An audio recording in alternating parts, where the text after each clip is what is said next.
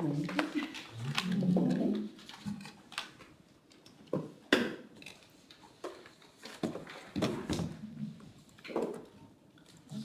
councillors and acting CEOs, directors and officers. Let's start by acknowledging the traditional custodians on the land on which we meet today, and in our region, that is the Yuwi people, and we pay our respects to their elders past, present and those emerging. I'd also like to draw your attention to that this council meeting is being streamed live and it is being recorded and will be published in accordance with council standing orders. Welcome to our online audience, and I just note that members of the public attending today, by attending this meeting, you are consenting to your image and your voice being recorded and published, and we are required to tell you that you may be subject to legal actions if your actions or comments are deemed inappropriate or unacceptable. Oh no. So we get to do this. We declare the meeting open, and I would like to welcome our Pastor Pat Tuuli, to today's meeting from the Seventh-day Adventists, and this is Pastor Pat's first time at the council meeting, so a very warm welcome to you, Pastor.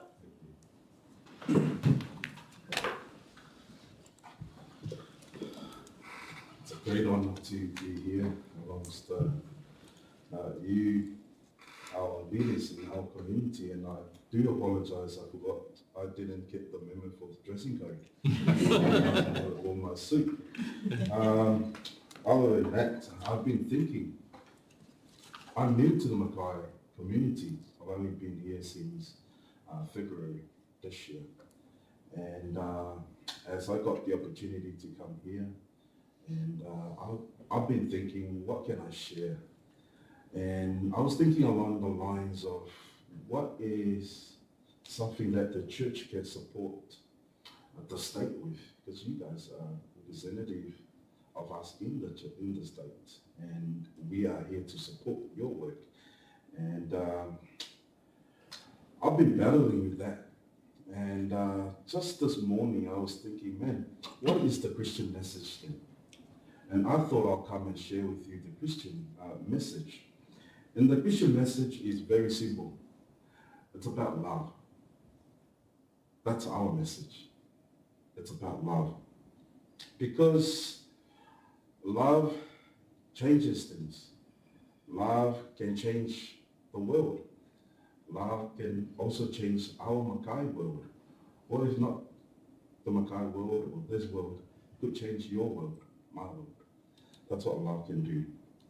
And so, I don't know if you remember the first time you fell in love. It changes everything for you from then onwards. And for me, it was back in 2009. I was probably one of those naughty kids that you hate in the community growing up. You know, one of those kids that gives everyone a hard time. I was probably one of those ones until love found me, and it changed me. Love found me in the birthing suite of Logan Hospital, Brisbane. My wife was giving birth. I became a father for the first time. And I remember the time when I first heard my baby cry. And the nurses handed me this beautiful little child. And I held her in my arms. And I remember something changed in me. I was a lost boy until that moment. I fell in love all over again. And I remember that night, vividly, I walked in the hospital as a lost man. I walked out of that hospital as a newfound man, because love did that. I walked in the hospital as a fully intoxicated person, young boy, and I walked out of that hospital sober, because love did that. I walked in the hospital without any purpose in life. What could I do? I walked out of the hospital that night, a person full of vision for myself, my life, my family, in my community. And I became a pastor because I want to do that. I want to share that same love to my community, to people like me looking for love. And I thought, man, that's your message as well. There's a lot of us out there, people that need love. And maybe this is our ministry together. This is where church and the state can work together to bring love into our community. And I pray that, may the decisions that you make in this chambers reflect love. May what we say, may what we do be motivated by love, because love can change anything. And love is a powerful force. And I'm sure you believe what I'm saying. You agree with what I'm saying, because that's the most powerful force in the world. Love. That's our message. That's the Christian message. And we are here to support you with our love. Let's pray. Father in heaven, I uplift every head in this chamber and everyone joining us online, that may your love fill our hearts. May love be the motivating factor in everything we do and everything that we plan. And may our lives reflect love that will bring about liberty in our communities, our families, and our individual lives. Bless us, Lord.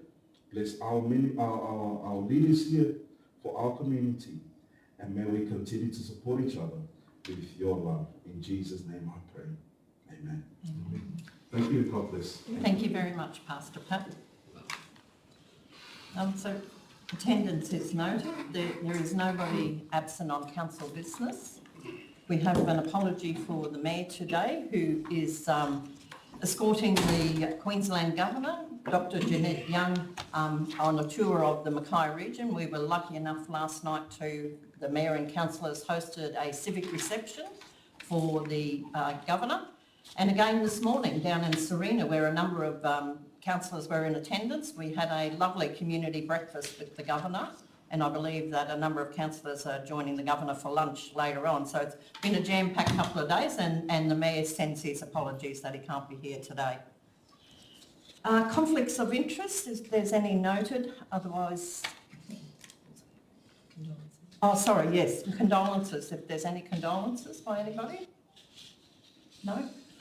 Conflicts of interest? There's no conflicts of interest. We shall move on to the confirmation of the minutes of the previous meeting. They've been circulated and we haven't had any feedback. So would somebody like to move the minutes be approved? Councillor Englert, seconded by Councillor Bonaventura. All those in favour? Nobody's against. That's carried. Business arising from the minutes is noted there. Do we move that, David? No. So that's just for noting the business arising. There is no Merrill minutes today. So let's move on then to considerations of the committee reports and the recommendations. And 10.1 is the Mackay Local Disaster Management Plan. Did you, Acting CEO, want to talk to that? I don't think so, Your Worship, unless there's any questions. Is there any questions in regards to the Local Disaster Management Plan? No? Can I just say, on behalf of the Council, congratulations to the team, and particularly our emergency management team, that have formulated this plan, updated it on an annual basis. It has been to the Local Disaster Management Group meeting when their recommendation was to bring it forward to the Council for adoption. So would somebody like to move that? Councillor Englert, seconded by Councillor Jones. Would you like to speak to that, Councillor Englert? Yes, thank you, Acting Mayor. What we have here is the plan for 22-23. It's to ensure that we have the effective management of any disaster, and this relies heavily on coordination arrangements. So the objectives in the plan ensure a clear direction for disaster management priorities, resource allocation and accountability, and sets us up for prevention, preparedness, response and recovery of anything that comes our way. As you said, the officers have done an excellent job in setting this up for the next 12 months, and I recommend the report for adoption. Is there any speakers against? Any other speakers for? Councillor Jones? Thank you, Deputy Mayor. I just wanted to make note on page 64 under population and society. I did take particular note that from 2016 to 2020, the stats within our community, and there's, if you do the figures, it's roughly 72,000 people in our community are the people that actually are of working age. And then if you have a look further down, there's a range of First Nations people, people with disabilities and age pensioners. I was quite shocked to find that they are our vulnerable people in our community, and they consist of 44,600 people. So I just wanted to give a big shout out to our organisation once again. It's important to know that as council, we actually lead the way with our PSEP, Person-Centred Emergency Preparedness Program, and I support the recommendation that's before us today. Thank you. Thank you, Councillor Jones. Is there any other speakers? So all those in favour? Nobody's against? That's carried. Let's move on then to 10.2, which is the Local Disaster Management Group meeting. Minutes. Is there any questions in regards to the minutes? Would somebody like to move that the minutes be adopted? Councillor Englert, seconded by Councillor Townsend. Councillor Englert. Thank you, Deputy Mayor. In the last, we just adopted the report. That was the main objective of the LDMG at their last meeting, was to put forward that plan for adoption, which has just been done. But of other interest, the new Australian Fire Danger Rating System was briefed to the group by Kim Polson, as Bush Fire Safety Officer from QFIS. And there's a new public-facing design for fire danger ratings that will improve public awareness of fire danger in our region. And so over a period of time, you'll see the removal of existing signs on highways and installation of new electric signs.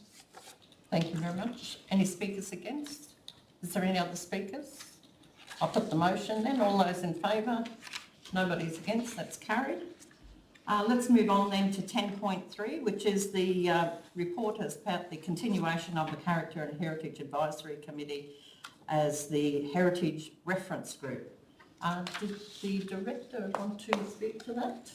Thank you, Worship. Yeah, just briefly, the 2-year term for the Character and Heritage Advisory Committee has come to an end, and as is standard practice, we undertook a review of the terms of reference and have made a few changes to reflect the ongoing role of the group and the contribution it makes to Council, and as part of that, proposing that the name of the group be changed to better reflect the role that it plays and the contribution that it makes. Thank you, Director. Is there any questions? Councillor Green? Yes, thank you. On page electronic 102 under 4.1 key representation, the first point there says that in seeking new members, members will be sought by calling for expressions to the public. How will that be advertised to the public? Director? Yes, thank you, Worship. I'll take that on notice. We have a standard process that we go through that we've applied for this group in the past, but also other groups like the Northern Beaches Community Reference Group. So I can find out what that process is and provide that. Thank you very much. Cheers. Any further questions? Would somebody like to move the report? Councillor Mann, seconded by Councillor Hassan. Councillor Mann? Thank you. So what was the Character and Heritage Advisory Committee is one of the longest serving advisory committees dating back to the 1990s. The report recommends the continuation of the advisory committee for a further 2 years, but with the change to the terms of reference to reflect a more focused and strategic brief. And I think it comes about as a result of our visit to the councils down the southeast corner, where they have reference groups, and I think that we really needed to change our focus to strategic. The Heritage Reference Group will be strategically focused with the roles and responsibilities ranging from promoting and supporting projects related to their region's heritage places and providing input to Council on the maintenance, restoration and promotion of heritage places. In the next term, the Reference Group will especially focus on advising Council on the review of its local heritage register, and I'm looking forward to calling for expressions of interest. Thank you very much, Councillor Mann. Any speakers against? Is there any other speakers? Councillor Jones? Just a short one, Deputy Mayor. I just wanted to say that I'm in full support of this recommendation to change the Heritage Reference Group. We all need to understand where we came from to be able to know where we want to go to. So I think it's really important that we continue down this journey, and I thank Councillor Mann for her time that she's certainly been involved, and no doubt will continue to be involved into the future. Thank you very much, Councillor Jones. Any other speakers for the motion? Otherwise, I'll put the motion. All those in favour? Nobody's against? That's carried. Thank you. Let's move on then to item number 11, which is the correspondence and officers report. 11.1 is from the Office of the Mayor and CEO, and 11.11 is the Council's Christmas New Year closure. Acting CEO, would you like to speak to that? Yes, Your Worship, I'm happy to do so. So the report is basically around setting the last meeting date and the first meeting date, last meeting date for 2022 and the first meeting date for 2023. Along with that is recognition of the closure period. I think we've got that pretty well down pat for the last few years. So it's pretty straightforward. Council will normally close between the Christmas and New Year period, which is essentially 3 working days. And we've listed there also what impact that will have on customer service closures and libraries, etc. as well. But the legislative bit of the report is in relation to the last meeting being set as the 7th of December and the first meeting on the 25th of January, noting that there's a requirement to have 1 meeting per month for council. Otherwise, I'm happy to answer any questions. Thank you very much, Acting CEO. Is there any questions in regards to the closure and the proposed council meeting dates? No? Would somebody like to move the report? Councillor Hassan, seconded by Councillor Bonaventura. Councillor Hassan, would you like to speak to that? No? Councillor Bonaventura, you would like to speak to it? Just quickly, a couple of words, Your Worship. There's only 3 working days between Christmas and New Year, and this period is historically a time when most businesses in the retail sector of Mackay are closed. In line with the practice that we've done for many years, it is proposed to close the council operations between Friday the 23rd of December and Tuesday the 3rd of January 2023. Look, during those closed periods, there will be on-call staff, would be available for any identified tasks, and the essential functions that council do will continue to operate throughout the whole period. The other 2 things to note is the Blue Water Lagoon will be open and available during this time, with the exception of Christmas Day, and all our other pools will be in operation on standard hours, with the exception of Christmas Day, Boxing Day and New Year's Day. Thank you. Thank you very much, Councillor Bonaventura. Any other speakers for the motion? Otherwise, I'll put the motion. All those in favour? Nobody's against. That's carried. Let's move on then to 11.12, which is the report from the councillors' attendance at the Civic Leaders Summit. The report is in a very summarised... did you want to speak to it, Acting CEO, or did you want me to speak to it? Oh, just simply, it's a little bit different, as you mentioned. So it's on the basis of that the report itself had some what you call confidential information in it. So tabling the redacted version is probably the easiest way to go. But yourselves as attendees. And the full report has been circulated to councillors for their information. Any other questions in regards to the report? Otherwise, would somebody like to move the report be adopted? Councillor Mann, seconded by Councillor Townsend. Councillor Mann, did you want to speak to that? Only to say, there was a lot of information on the program, and I found it really helpful, and I'm hoping that councillors will find the report helpful as well, because I believe some of the sessions were of particular note, so hopefully the report's got enough information that everybody can get something out of it. Any speakers against? Speakers for? Councillor Bonaventura? Just to thank Councillor Mann for bringing back the report. I know when I actually spoke about sending Councillor Mann off to that I was looking forward to some answers from some questions, and they are in that report. So very pleased with the report. Thank you. Thank you, Councillor Bonaventura. Any other speakers for the motion? No, it was a very good conference, or summit as they called it, and the part that I particularly enjoyed about it was the engagement around young people and in particular young councillors, and encouraging young councillors to actually put their hand up and have a go at becoming an elected representative. So it's good to see that we've got a focus on that. So with that, no further questions or speakers. We will put the motion. All those in favour? Nobody's against. That's carried. Thank you very much. So 11.13 is the attendance of Councillor Mann at the Australian Local Government Women's Association Annual General Meeting. Acting CEO, did you want to speak to that? I think it's fairly straightforward. Is there any questions in regards to the matter? No questions? Would somebody like to move that? Councillor Bonaventura, second by Councillor Townsend. Councillor Bonaventura, did you would like to speak to that? Thank you, Your Worship. Look, the ALGWA Queensland branch is holding its AGM in Brisbane on Thursday, the 1st of September. And in line with most AGMs, the management committee positions have been declared vacant. And I understand Councillor Mann has been nominated for the position of Treasurer. As well as the AGM, there is a media relations and speech writing workshop delivered by Peak Services. This workshop will provide skills to write powerful messages, media releases, alerts and information sheets. There will also be share points on how to attract media attention, what journalists look for and how to pitch a story. Your Worship, I just wish Councillor Mann well in her nomination for Treasurer, and the skill gains from the workshop she will obviously bring back to here. Support the motion. Thank you very much. Is there any speakers against? Is there any other speakers? Councillor Mann, would you like to speak? I would like to say just a couple of things. So I was actually totally surprised to be nominated. I hadn't been told that was going to happen.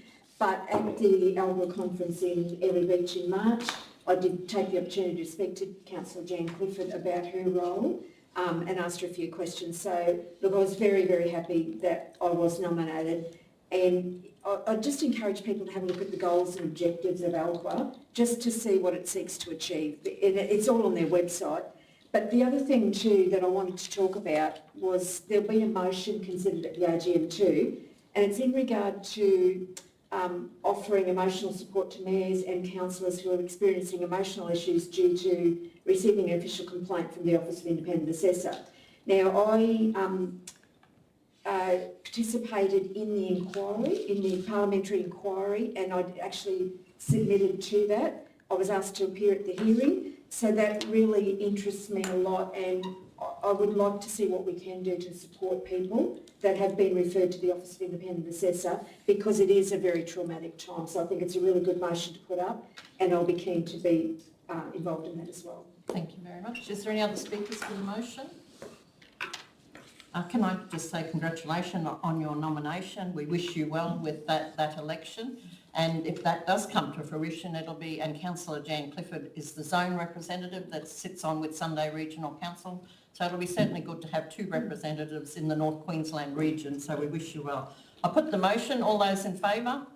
Nobody's against? That's carried. Thank you. All right, let's move on then to the Development Services report, and I'll ask the Director to speak to her report. Thank you. Thank you, Your Worship, and thank you for considering the Development Services Monthly Review Report for July.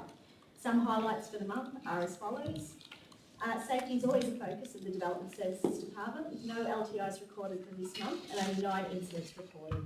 We will continue to do everything we can to reduce incidents from occurring while promoting reporting and a safety culture in the department. Work is underway on a new standard development conditions package for all development approval types managed by the Development Planning and Engineering Program. This work might not sound very exciting, but it will result in a package of up-to-date, clear and consistent development conditions. And that process in developing those will involve consultation with the development industry. The first City Heart Fridays was held on Friday the 22nd of July. This involved a collaboration of AMP micro grant recipients holding their activations all on the same evening, supported by the Mackay City and Waterfront team. Based on the success of this evening, other businesses are interested in participating, and the Mackay City and Waterfront team are working with businesses to create a schedule for each month. The Gold Coast Suns Mackay Match Day Takeover was held on the 2nd of July. Mackay representatives, including the Manager of Economic Development and Tourism, myself, the CEO and Councillor May attended, using every opportunity to promote Mackay. This included providing a presentation promoting investment opportunities and future projects within the Mackay region at a corporate partner luncheon the day before the game. The Queensland Mining and Engineering Exhibition was held in Mackay on the 19th to the 21st of July. Council's Economic Development team partnered with key agencies and manufacturing businesses in the Greater Whitsunday region to present the Greater Whitsunday Mets Innovation Lounge. The Lounge and QME 2022 was, in general, received great feedback and was considered a success. And despite a number of operational challenges, the Serena Sugar Shed recorded a 42% increase in visitation in July compared to that in July 2021. Ticket sales were 19.4% higher in July 2022 compared to July 2021. And with that, I'd like to present this report to Council for consideration. Happy to take any questions. Thank you, Director. Questions for the Director? Councillor Mean? Thank you, Your Worship. On electronic page 115, the report does say 100% of monthly action plan activities were carried out, which is really good, but it also says only one safety interaction was carried out, and I just wondered if that was normal or what happened there. Director? Yes, thank you, Your Worship. I think that reflects July being a very busy month for a lot of development services. Certainly we're discussing the need to complete all safety interactions on time. There is a quarterly target. We've also had some new people step up into acting roles who may not be confident or experienced in undertaking safety interactions, and arrangements have been made to partner those people with more experienced leaders in the department so they can learn how to do it and also meet their monthly target, their quarterly targets. Further questions for the Director? Councillor Seymour? Yeah, I just want to question on the council land tender. I know it was endorsed on the December 21. I know it's a long process, but is there any chance the council could have a briefing to update the process, like how it's going ahead? Director? Sorry, which page are we on? What item? Council land tender. Oh, yes, sorry. Yes, thank you, Worship. There is a briefing that has been tentatively booked. I can't remember if it's for September or October, where we will be providing an update to councillors on that. Yeah. Excellent, thank you. Further questions? Councillor Jones? I just wanted to note that on page 129 there was quite a lot of parts miscellaneous there. I wonder if the Director could give us an understanding around why there's a lot of parts miscellaneous. And Director? Yes, thank you, Worship. The reason for that spike is we had some customer service representatives who didn't really know which category to assign some parks requests to, and so they just put them against parks miscellaneous, but they actually spread across a range of issues, mostly mowing and weed maintenance, tree maintenance, and I think playgrounds and playground equipment was the other category, but it was because the people entering them in didn't know how to properly categorise them.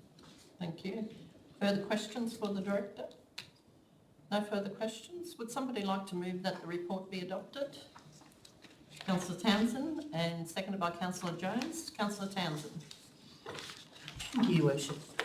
It was really great to receive some updates on some of the major projects that are happening across our community. And one of those is the Northern Beaches Community Hub, where I see tenders are now closed for the design stages 1A and 1B, and tenders are currently being considered. The design and tender documentation for the existing riverfront building and pontoon for the Riverside Revitalisation Project is in its final stages, with a tender expected to be released in the coming months. So it's great to see these projects are still continuing on. The pilot program developed to activate vacant windows within the city centre has been very well received, with positive feedback both from the participating building owners and passers-by. And the 5 locations within Victoria and Wood Streets now have colourful window displays, which has brought a freshness, colourful and vitality to our centre.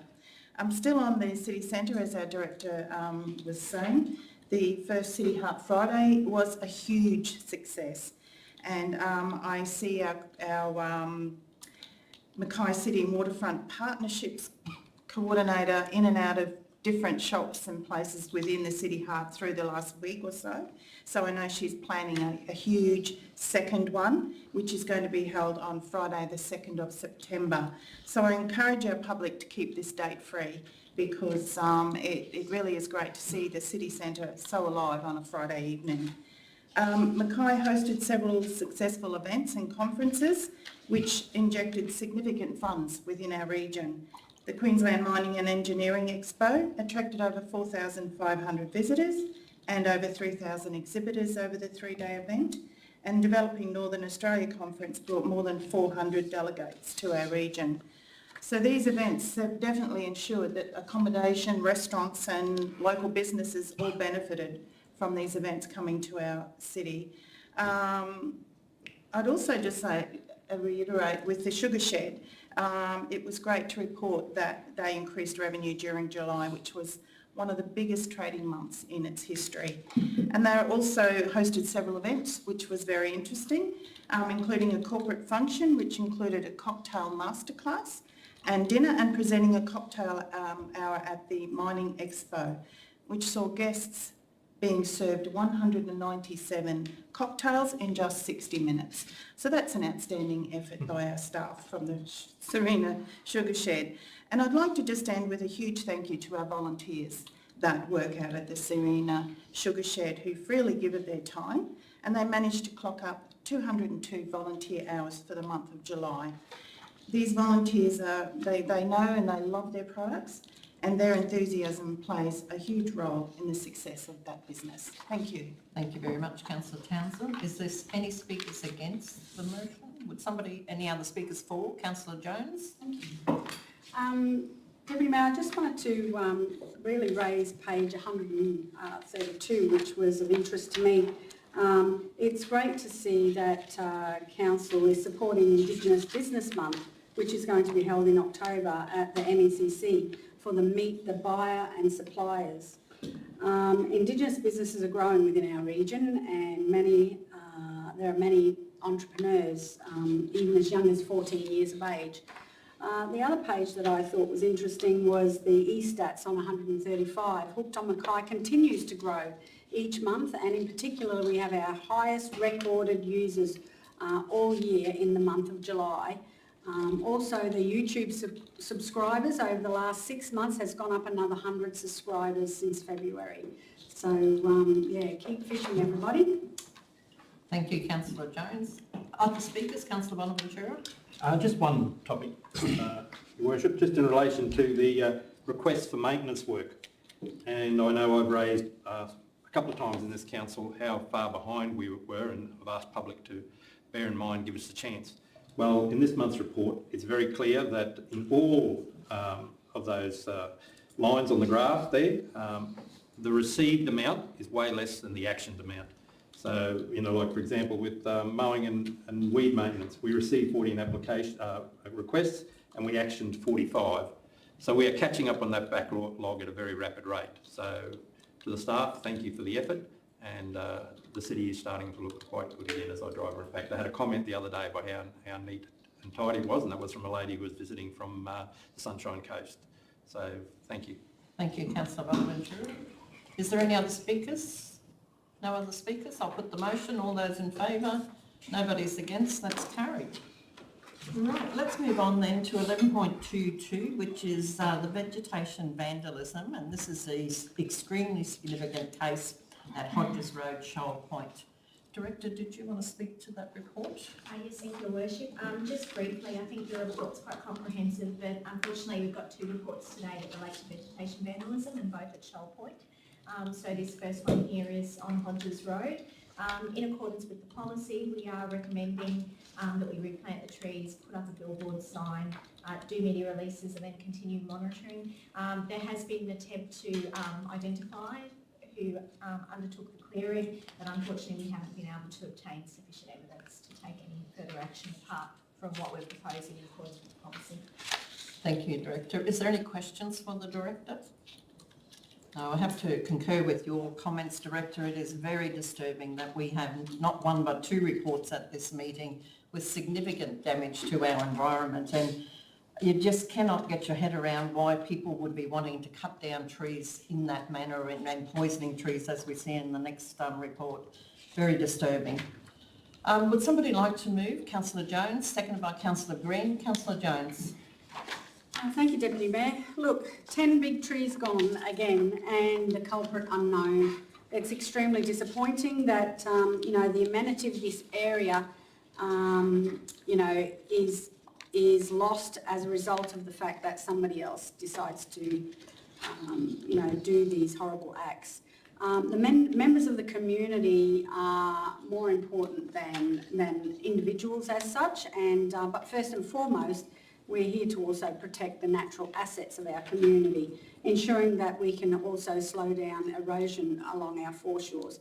So I'm sure that, these people that seem to continue to want to cut down trees along our foreshores will be the first to come to council asking for them to build a rock wall to protect their properties when the ocean comes knocking at their door. But unfortunately that's not going to be, it won't be beneficial in their regard. So I can just really ask the general community that if they see anything happening, if they give us some, intel on who's doing this, then hopefully we can get a better result long term. So thank you. Thank you, Councillor Jones. Any speakers against? Speaker for, Councillor Green. Thank you, Acting Mayor. This is a real kick in the guts for the Shoal Point residents and community. They're still reeling from the loss of some beautiful old growth vegetation through Hodges Road that has been removed to make way, legally removed to make way for the access road for the development there. So more loss of trees in this area will be really felt by these residents. But more so, the area where these trees have been taken from, it's not just enjoyed by local residents. People from all around our region come to this specific area at Hodges Road to enjoy a cup of tea, their fish and chips, because of the beautiful natural amenity and the shade that these trees afford. So it is a loss to our entire region to have these 10 trees removed. And as Councillor Jones touched on, this is an erosion-prone area. Removal of these trees will potentially see the accidental loss of even further trees as erosion takes place. So this is very disappointing, and as you've said, Councillor Jones, if anyone has any information, please come forward. Thank you. Thank you, Councillor Green. Any other speakers? Councillor England? Thank you. I initially had an intention to lay this matter on the table because I believe the current policy is not an appropriate response to the level of damage we're seeing at this location. I'm becoming very tired of seeing it, and I think that although retrospectively I think we need to act, and so laying it on the table would have slowed this response down by a month. I'm looking forward to the new policy coming forward where we could potentially appropriately respond to matters as significant as this in future. Thank you very much, Councillor England. Is there any other speakers? Otherwise I'll put the motion. All those in favour? Nobody's against. That's carried. Let's move on to 10.23, which is another vegetation vandalism, extremely significant case at Belangason Way, Shoal Point. Director, I'll get you to speak to the report. Yes, thank you, Your Worship. Again, as I said before, this is another instance at Shoal Point. This one isn't quite as, such a publicly high-profile area, and that has informed the recommendations that we've made around the response. In that putting up a billboard in this location is not really going to have any sort of deterrent effect or impact, just because of the nature of the damage and the location in which it's occurred. That said, we are proposing, sorry, I've just lost my place in my report, some actions in response to this damage. So installing a smaller sign, so at least it's noted what has occurred here, replanting again, and then also doing what we would normally do, the media and regular inspections. So we'll just monitor this situation, taking these actions under the policy, and hopefully we don't get any future occurrences. Thank you, Director. Is there questions for the Director? Councillor Jones? Thank you, Deputy Mayor. That was just the answer, a part of the answer to what I was going to ask. So I actually, when I looked at this report, I thought, could that owner be that's close by be getting ready to build multi-storey? And if they were going to build multi-storey, they've picked out the large trees that have actually been, cut down or poisoned in this situation. So the tallest trees are gone, and I think we certainly should be keeping a close eye on what may be coming down the track. So, yeah. Councillor, did you want to make any comment, Director? Yeah, we will have to monitor the situation. We're not sure what the plans are for that land, and even if we were to put in a big billboard, we still wouldn't be, it wouldn't be to that same height in any event. No. Thank you. Any further questions for the Director? No further questions. Would somebody like to move that the report be adopted? Councillor England, seconded by Councillor Townsend. Councillor England? Thank you. As in the last matter, we're getting more and more of these. I think, the community just needs to understand. We need to get out there more, I think, and express to particularly communities that live on these frontage areas that this will be the council's response if there's anything damaged. I notice we've got communities being built close to beach frontages, at East Point area. I think In other areas where there's current development close to beach areas, I think council should potentially take a forward step and advise residents prior to something being cut down of the council policy. Thank you very much, Councillor England. Any other speakers? Any against the motion? Any other speakers for the motion? No other speakers? Let's put the motion. All those in favour? Nobody's against. That's carried. Thank you very much. All right, 11.3, let's move on to the engineering and commercial infrastructure reports now. And the first one on the agenda is 11.31, the engineering, commercial infrastructure, water services monthly report. Ask the director to speak to his report. Thank you. Thank you very much, Deputy Mayor. Just on safety, there were 3 incidents, no LTIs, but probably just looking back over the last 2 years, so a great effort from the water department, water service department to go 2 years LTI free. Water consumption is starting to increase again a little bit during that middle part of the year where we don't have any rain, so it's something we're obviously monitoring. 415 work requests for the month, so again a good effort, and that's recognised in the customer feedback where we've got 4.25 stars, so given that we are carrying vacancies to still be able to achieve the service levels is a really good effort from that team. One of the main focus around those work requests is the Amr Replacement, so we're at that period I think we talked about last time where we're getting a number of those coming to the end of their life, so a replacement program there. Just a correction, and thanks to Councillor Bonaventura, so on the leak detection graph is incorrect, so there's a couple of columns there that in the conversion across didn't come through, so they're very low, so I'll send out the updated draft to council so they can actually show what's actually happened there, so there isn't really any change from what we're seeing over time. And just a reference to our lab, so it's been a very busy period, especially off the back of Morani STP, which has been a process proving that's probably gone 10 months over what it should have gone. I think we're getting closer to the resolution there, but that's just added to the burden of that team having to do 7 days a week testing all the time. So hopefully that's finished and give them a little bit of respite. Other than that, I'm happy to take any questions. Thank you very much, Director. Questions for the Director? Councillor Bonaventura.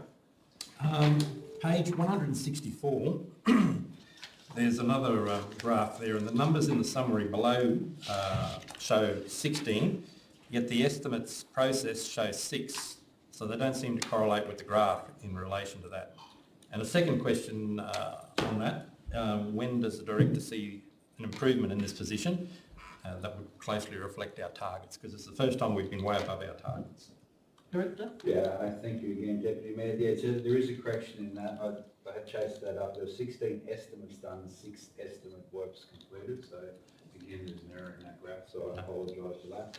Unfortunately, there was just a period here when the people that we had in that, so we had some back-to-back COVID impacts and then some resourcing issues in relation to our delivery. So we think it was just a spate period, so a number of people on that team got COVID and were off. We have tried to set that up, so we do have some backup to be able to go, but unfortunately we lost one person, then the backup person, and it was a bit of a sequence. So we think based on that we should be able to pull that back in line going forward. Thank you very much, Director. Further questions for the Director? Councillor Seymour? Yeah, I just noticed we've had there's roughly metre replacements of nearly 200 a month. Are these people that meters are replaced, are they encouraged more to sign up to My H2O?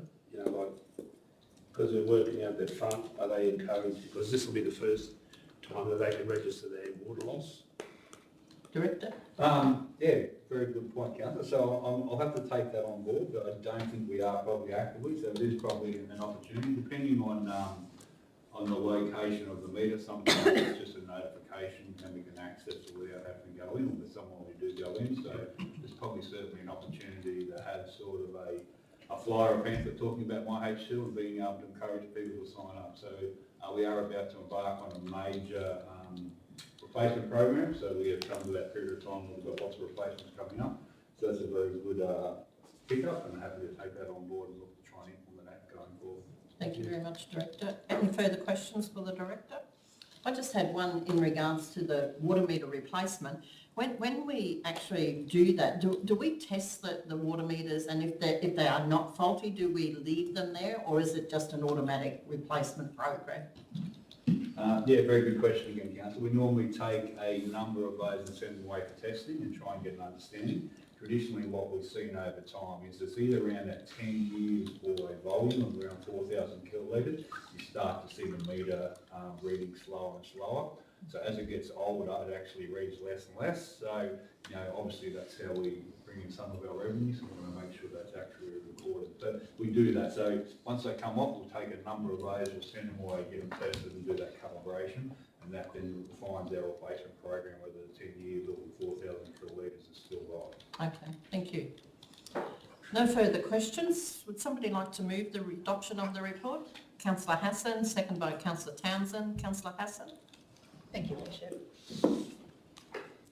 Well, as the Director alluded to, the water services team consistently perform well in the area of safety, and I just think for a team of this size and the work that they undertake to again have no lost time injuries for the month, and as the Director alluded to actually for several years, it's just an outstanding result. So my H2O has been raised again, and I know I haven't mentioned it for a couple of months, but I thought I'd just remind people again to download this app. So the Director's report noted that there was a decrease of 20 registrations for the month of July, which brought that total number of registrations down to 16,465, and that includes property owners, tenants and real estate agents. So even if you don't own your property, you can still be a part of this program. And what we've recently learned is that if property changes ownership, then the property automatically is removed from the My H2O portal. So just reminding people that if you're moving house or if you've sold your property, to remember to sign up at your new property, and if you've just bought a house, to sign up. So as the Director said again, the council officers are working on the best way that they can to capture those new owners, but in the meantime just remind people that they can do that themselves. So just as an example, in the past month, council were able to contact 5,724 customers who were linked to that app via SMS or email about potential water leaks. So if you've got the app, that's a huge number, and of course during that time, if you do have a significant leak, that's costing you money. So just having the app makes it easier for council to notify residents and also significantly reduces the amount of water that's lost. Community education, it was great to read in that report that a group of around 20 students from the Faith Christian School of Distance Education participated in a water session this month. Our sessions usually cover water-wise content together with other topical issues such as the 3 Ps message, and that is what we can and can't flush down the toilet. So I just say if there's other people in the community that want to know what they can and can't put down the toilet or other water education, to get in contact with our council education officers. Thank you very much, Councillor Hassan. Is there any speakers against? Is there any other speakers for the report? Councillor Jones. Thank you, Deputy Mayor. I just wanted to make note on page 205, you know, the Directorate delivered 50% of its program, and we know that that's as a result of the fact that there were a number of vacancies. So, am I on the wrong spot? Yep. Yeah. You're in transport and drainage. Oh, I'll hold the thought. Hold those thoughts, no problem. Any other speakers for the motion? Otherwise, we'll put the motion. All those in favour? Nobody's against, that's carried. Let's then move on to 11.33, which is the Transport and Drainage Monthly Report. Over to you, Director. Oh, sorry, now I'm jumping the gun. Let's back it up and go to waste. The Waste Services Report, Director, thank you. Thank you, Deputy Mayor. So again, just picking up the safety, no LTIs.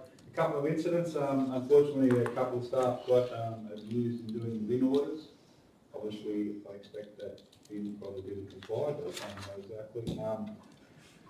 Just picking up on a couple of the key issues, obviously the regional waste planning is commenced, so working with Isaac and with Sunday around that document. A bit of an ambitious target to have that sort of in draft by December. We expect it to be a little bit later, but anyway, it's good that that's being pursued.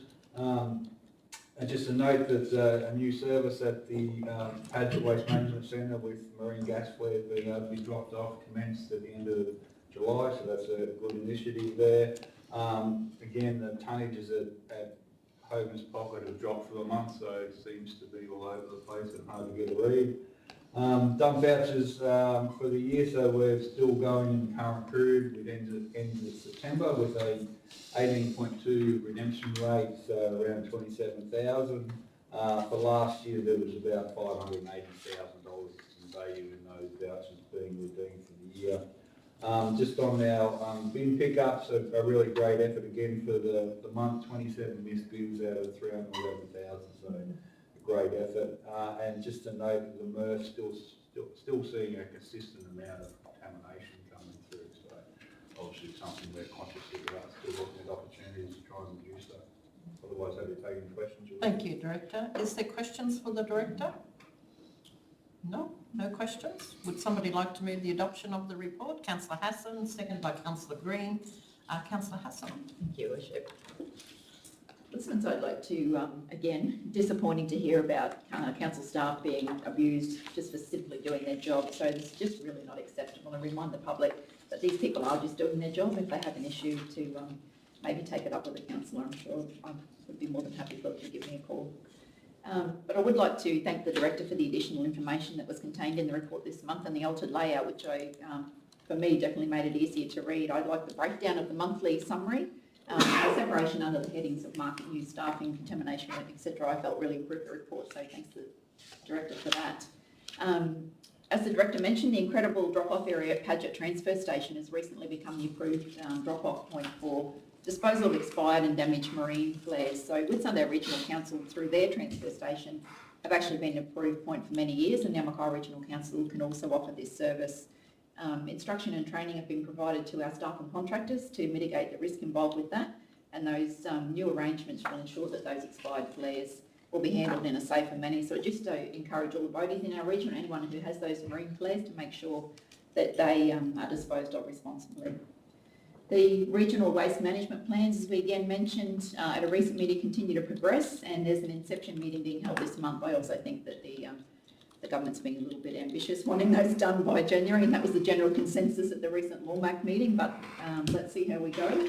But these plans are going to be used as a future model for investment needs of our regions around waste management and resource recovery. So they are going to be a vehicle that will help articulate to the government the needs of the regions and our priorities. So they are going to be a really important document. And finally, again, just around community education, our community education officers are absolutely fantastic. They've undertaken the waste audits at local schools, composting and worm farm workshops, which are incredibly popular. Tours for staff, students and the general public at our materials recovery facility, and got some great social media engagement. So they just do a great job, and I pass on good thanks to all of the people involved. Thank you, Councillor Hassan. Is there any speakers against? Any other speakers for the motion? Councillor Bonaventura. Just one point. It is pleasing to see the reduction in waste to landfill from the MRF after a huge spike in June. But I also see the contractors' comments about the increase in contamination in recycling bins, with items such as car parts, small car parts, appliances, building materials and even clothing. And I note also that staff are now planning a media campaign to help reduce that by educating the public to do the right thing. And look, when this happens, I think councillors will be able to have the opportunity to share it on their Facebook pages, just to try and get that message out there of doing the right thing.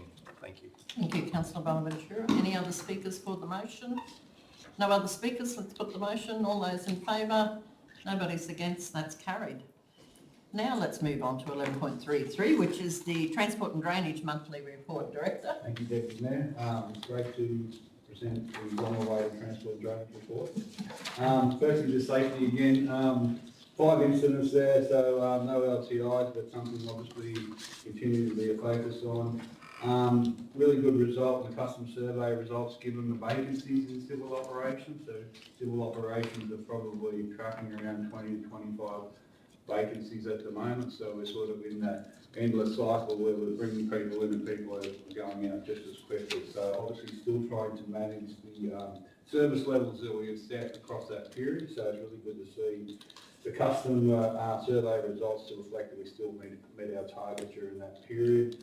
There's been a review of the street sweeping operations, so it's a little bit focused about trying to get back to our service levels. We've had some vacancies in that team, but also trying to increase our urban streets being swept in accordance with our service level timeframes, and obviously around the asset management. So still some work around that. We've got a report being done by an external provider. We're chasing a few more resources in there, but just looking at what those models may look like going forward.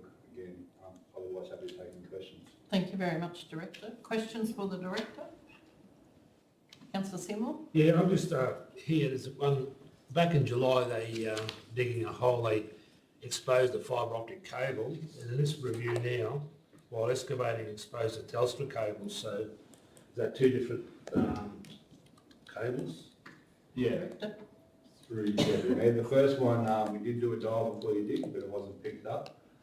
In relation to the Telstra cable, I haven't investigated that, but the normal process is, depending on the operation, dial before you dig would occur. But sometimes that data doesn't reflect normally what's on the ground, so there's always that risk. So the good thing about this was it wasn't damaged, it was a new risk, but obviously still something for us to pick up and learn around that, being careful in any excavations. Where we can, we obviously try and use the sucker truck around that to obviously minimise that risk, but a little bit more civil operation, probably using more machinery and backhoe or excavator. Thank you, Director. Any other questions, Councillor Jones? Thank you, Deputy Mayor. I did have a question which I asked the Director and I have the answer, but I'm just wondering if I can further that slightly. So it was on page 203, there was a table and there was 4 rows, 1 row had data on it and the other 3 were vacant, they were just empty. So his answer is that we've had no data put in there because there's been no incidences, etc., etc. So, but I'm wondering whether or not when we have blank lines like that, we can actually just put zeros in there and that would just indicate that there is none rather than assuming that it's data that's actually missing. Is that possible? Correct. Yeah, again, definitely, I think that's possible. I will go back and check just to make sure there's false information there, but yeah, normally those areas have been operating pretty well and they're mainly staff that sit in the office, so less likely to be impacted. But yes, I agree with the service and that make that consistent across reports that the zeros in the machines going. Thank you. Thank you. Any further questions for the Director? Councillor Bonaventura? Just two. The first one in relation to the street sweeping, and I was just wondering whether we'll get to see those results and how far away that would be, firstly. Director? Yeah, again, Deputy Mayor, yeah, it's a little bit of an issue, I suppose, that so one, there's been a resourcing issue, so we haven't been able to resource up our rural sweeping activities. We now have that person in, but we're also conscious of the fact that there's some time frames when you can obviously start sweeping in your urban streets. So we've probably just changed the model a little bit and trying to get the street sweeper that would normally do the majority of the work in the CBD to start at a later time so they can actually move back in and do some of that backlog of work later in the week. So at the moment it's a trial, so we're having a look at that, but happy to come back at some future stage and give a bit of an overview and briefing to council if they're interested in that. Thank you, Your Worship, because it is one of those areas that I do get a bit of phone calls on. They always want to know when's the street sweeper coming, the place looks a mess, etc. So yeah, that would be good. Thank you, Director. Second question, just in relation to our completed work orders for July. I noticed that footpath repairs is second behind sign maintenance, which is always sign maintenance is up there. What is the main source of the repair requests for these footpaths? Is it internal from customer requests, or has this increased since the arrival of the e-scooters? Director? They're good question again. They're mainly coming internally. So again, we've had a bit of a hold point in resourcing that we would normally go and inspect those on a frequency basis. So this is just coming from those inspections showing that we have defects there. We haven't actually seen any correlation or too much information coming through in relation to complaints directly aligned to scooters at this stage, but it's something we'll continue to have a look at. Thanks, Director. Further questions? No? Would somebody like to move the adoption of the report? Councillor England, second by Councillor Townsend. Councillor England? Thank you. All the interesting things in the report have been mentioned, so I'll just go back to Councillor Bonaventura's comments in the previous report where he mentioned that staff are starting to catch up on a lot of areas. I'll make note that even in this directorate as well, there's still a significant number of positions available, and I think that's in the next report as well, mentioned that the staff are struggling to get the number of requests completed, and particularly in our rural depots, they're suffering as a result of our inability to locate suitable people to replace those that are leaving the organisation. That's across the board, across the entire community. Unfortunately, the community is seeing some improvement in our delivery, and I'd ask them to maintain an acceptance of the time needed by us to get the things we need done when we get more people on board. Thank you very much, Councillor England. Any other speakers? Councillor Jones? Thank you, Deputy Mayor. Page 205 talks about the 50% delivery of the program, and it's really just to labour on a little bit more about what Councillor Bonaventura and Councillor England have said. If we look through the numbers into the detail, we have approximately 150 vacancies within the organisation, and in this directorate alone, in the ECI directorate, 48 of those, which is basically a third of our vacancies, are attributed to that particular directorate. So no wonder they've only been able to achieve 50% delivery. And like the other councillors say and know around the region, it's not just our organisation, but it's across the board. So that was just putting it into perspective. Thank you very much, Councillor Jones. Any other speakers? No other speakers? Let's put the motion. All those in favour? Nobody's against. That's carried. Let's then move on to 11.4, which is the Organisational Services Report. 11.41, our Strategic Financial Report for July 2022. Director? Thank you, Worship. Council is forecasting an annual operating surplus of 0.07 million for the 22-23 financial year.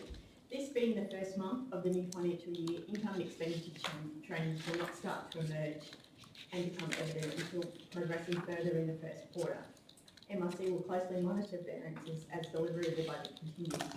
I just would like to point out that for the month of July, Council reported a favourable variance of 3.8 million against year-to-date budget, with operating revenue reporting close to target and operating expenses being a favourable variance of about $5 million, and this was mainly due to the timing of recognition of materials and services. 5.5 million has been expended on capital projects and include associated operating expenditure in delivery of those projects. This represents about 5.2% of the annual original budget. This will continue to be monitored. I would also like to point out that rate arrears are the lowest over the forecast period at 2.8%, noting that rates notices were issued this week.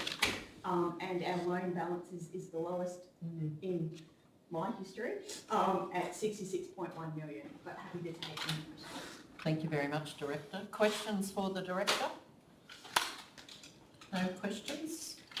Congratulations on reducing our loan balance to that historically low level. It's been a work in progress over a number of years, and it's good to see it come to fruition. Would somebody like to move our strategic financial report?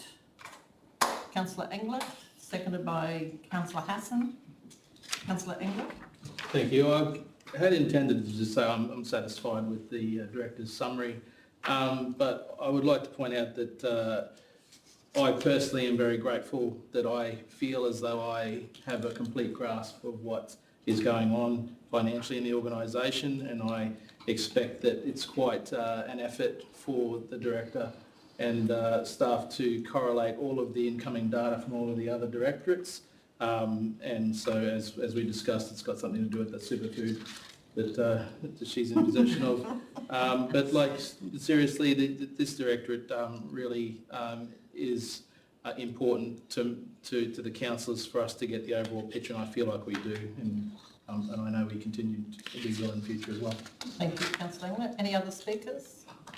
I'd just like to note the addition of the areas of concern of the inflation rate, and I know that that's something that your department is watching very closely, so just really for comment there that, you know, we've got 4 areas of concern now, which is probably heading in the wrong direction, but at least we know that our staff is monitoring that and on top of it. So let's put the motion. All those in favour? Nobody's against. It's carried. Let's then move on to 11.42, which is our capital budget carryover and the July budget review. So over to you, Director.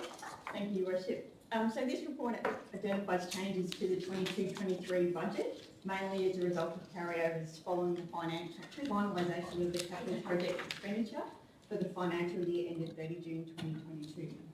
Carryovers represent unexpended funds for the 21-22 financial year, which are added to the 2022-23 amended budget, and these are mainly due to timing variances. So in summary, 12.1 million of carryover expenditure is being carried over. In addition to this, this report outlines that an additional 9.8 million is required for project adjustments for existing projects, mainly due to the current economic climate. But we're also recognising that 17.8 million is being deferred to later years to guarantee delivery of our capital program this year.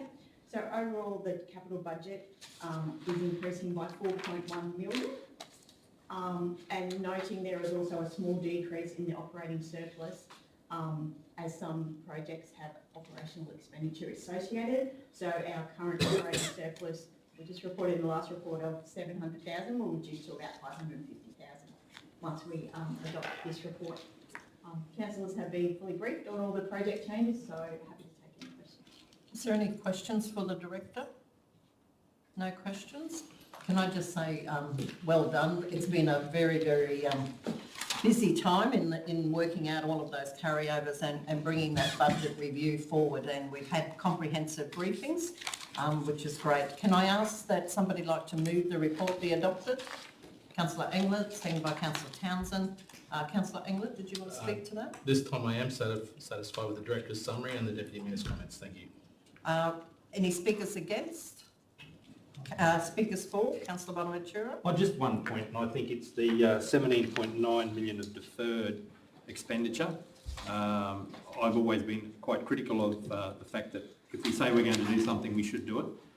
But the fact that they've assessed it and believe we need to defer that expenditure, whilst it's always not a good thing to be able to say, well, we can't do that now, it's better to be able to say it up front now and get on with the remainder of the program. And I'm sure the Director of Capital Works is doing the best he can to really get into that so we achieve the reduced figure. So thank you. Thank you very much, Councillor Bonaventura. Any other speakers for the motion? No other speakers. Let's put the motion. All those in favour? Nobody's against. That's carried. Let's move on to 11.43, which is the Organisational Services Monthly Review for July 2022. Director. Thank you, Your Worship. So safety continues to be a focus of the department with no new LTIs reported for the past 5 months. Some highlights for some of the department include the business improvement team have been working with the employee services team to transition employment packs to electronic format. The initiative has seen 26 forms assessed with 8 requiring updates. Once completed, newly recruited employees will receive their documentation in digital format rather than paper. The MASC website has been updated to assist ratepayers to easily navigate the site to assess registrations for e-notices and online services. This is particularly important as we've just released our rate notices for this period. Customer service have achieved positive results again this month with 96% of completed surveys showing that external customers were satisfied with the service they received, with 86% of requests completed within corporate timeframes. Staff turnover continues to be a challenge with our 12-month rolling average turnover at 20%. The monthly turnover for July was 2.05%. The increase in staff turnover we're experiencing appears in line with the rest of the country, and this will continue to be monitored and options explored regarding attraction and retention. Information services again achieved great customer satisfaction results with 99% of surveyed customers reporting they are satisfied with the services received.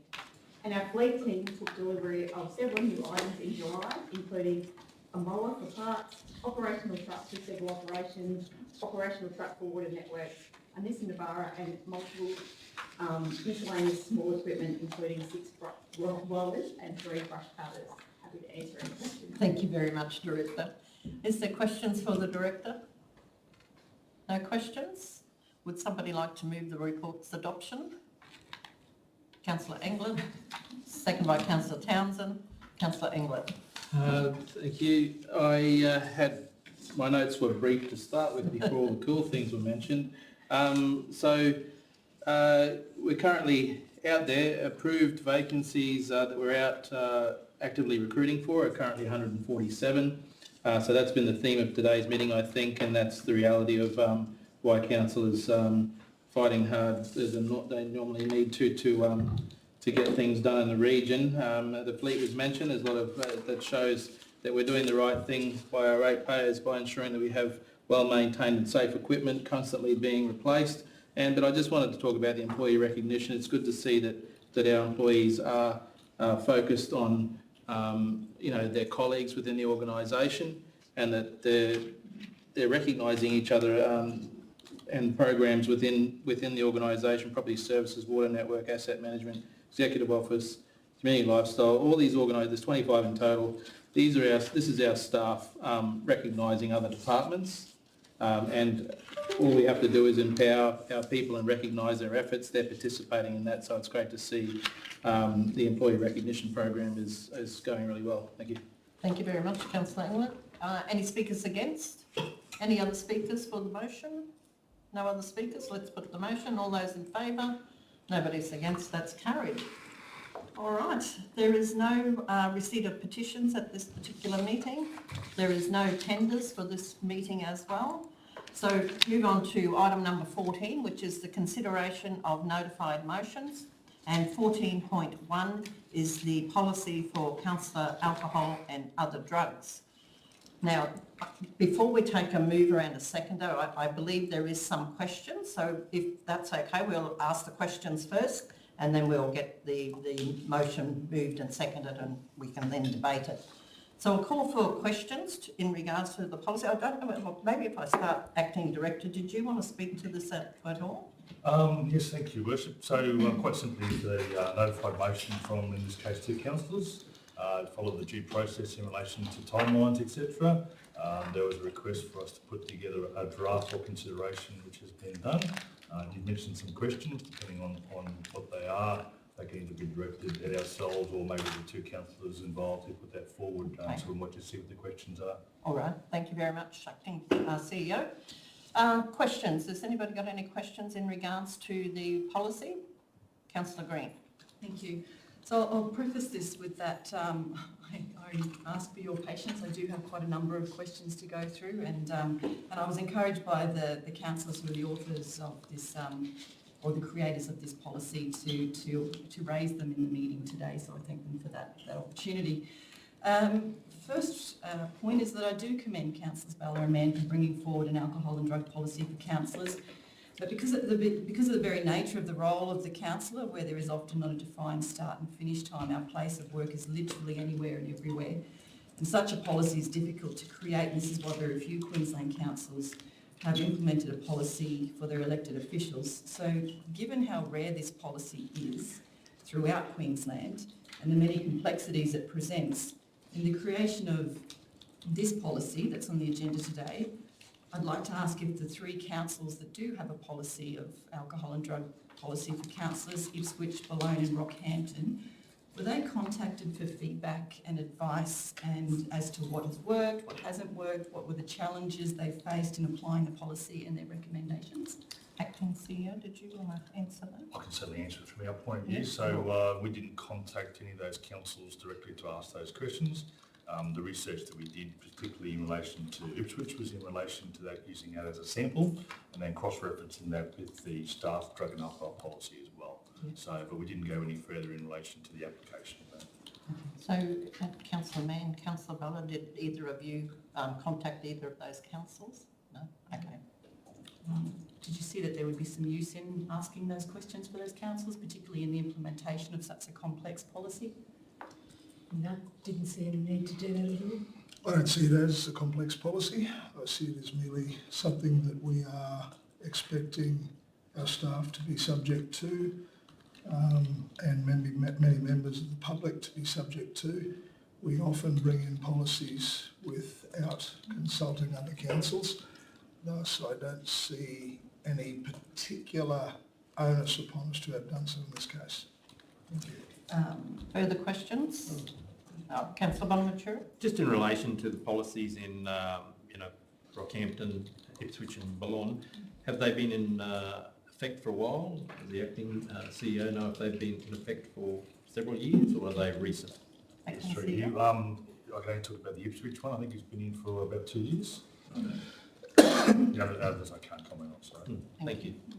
Further questions? Yes. Councillor Green? Thank you. So was the LGAQ contacted for advice or comment, given that this is again a policy that's not been enacted in very many councils throughout Queensland? Acting CEO? I don't answer for myself. No, not in this case.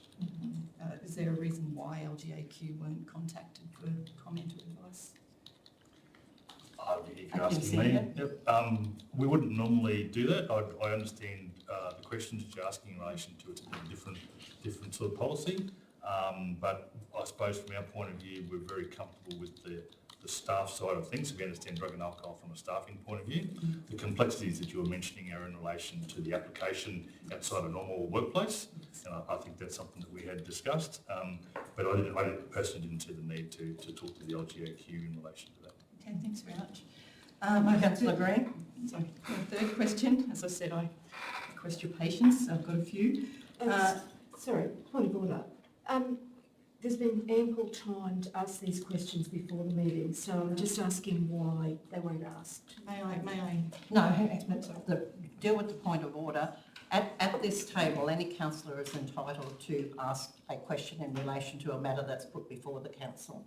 Whether that was done beforehand or not, that's not of consideration today. It's the questions being answered in the public arena. So, Councillor Green?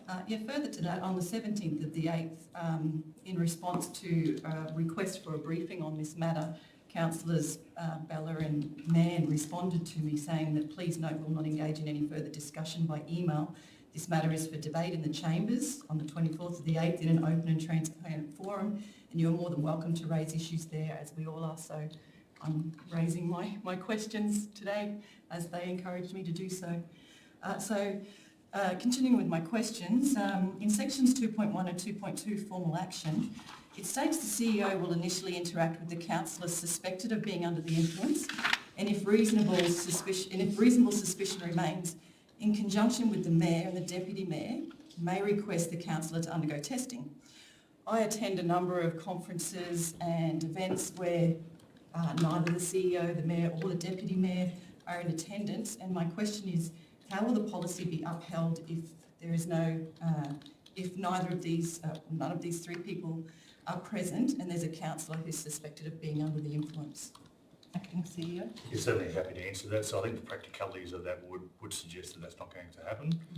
The practicalities would suggest that where possible, this is a process that we would follow. The reason that it's got that sort of level of coverage is to make sure that there's not regular and vindictive, or whatever you want to call it, requests, etc. It's no different than we have from a staffing point of view where, call it testing on suspicion or similar, has to go through a process of vetting, for want of a better term. Outside that, I suppose the overlay of it is in the absence of being able to undertake this, because as you mentioned, those people wouldn't necessarily be at conferences, etc., that are covered. The behaviour of the councillors then would simply fall back to the code of conduct. And I think if there was an incident reported, which is part of the policy, that would be covered off by both aspects of that, which would be the behaviour of the councillor and or whether there was a suspicion of alcohol. And if it was able to be followed under this process, it will do so. Otherwise, the two of them would just be combined as far as an investigation is concerned. Thank you for Thank you very much. Councillor Green? Many councillor duties occur after hours and even out of the region. If a councillor is asked to undergo testing, how will this policy, and the CEO or the Mayor or the Deputy Mayor is present, how will this policy be applied? Who will perform the testing? Where will the testing take place? And what is the assurance of accurately calibrated equipment in that situation? Acting CEO? Yeah, happy to answer that. I think, again, the practicalities of that would suggest there is something that we would have to investigate. The reality of having testing pre-arranged at a whole range of different venues across the state, I don't think it's one that could actually occur. In relation to the policy itself, it allows and understands that there would be certain events that people would attend where alcohol is expected to be served as normal process. The numbers that are listed in there are guideline only, so there wouldn't be any testing as far as 0.05, and then 0.07 is a fail, so to speak. So the 0.05 limit that's listed in there is simply as a guide. you could argue then that the non-event where alcohol is expected to be normally served, there would be an expectation that, for example, the next day at a conference during the normal conference, the application list would be zero. I don't think there's any intention of us undertaking testing of those. So that would be an extreme case as far as I'm concerned. Thank you, Acting CEO. Councillor Bella? I did have an addendum to the previous answer.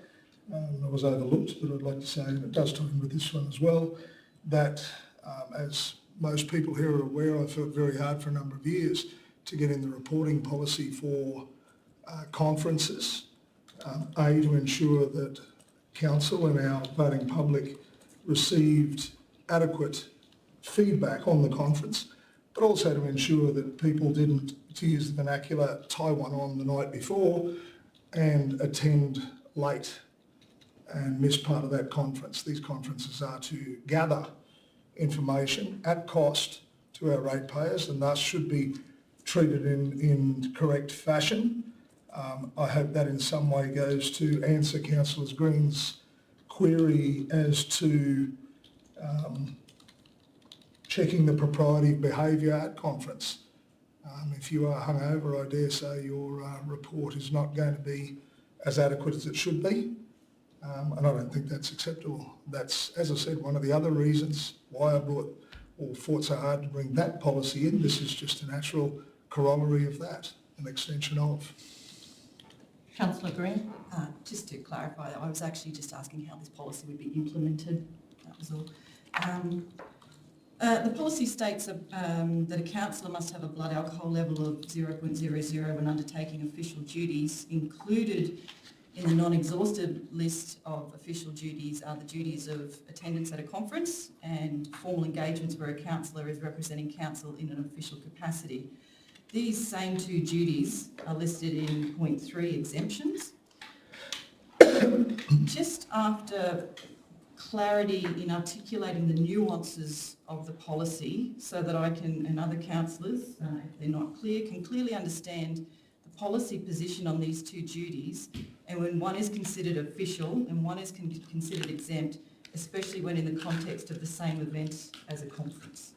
Does that make clear? Acting CEO, did you want to answer that? Yeah, happy to answer that. So coming back to the comment you made about the complexities of this sort of thing, that's probably one of them.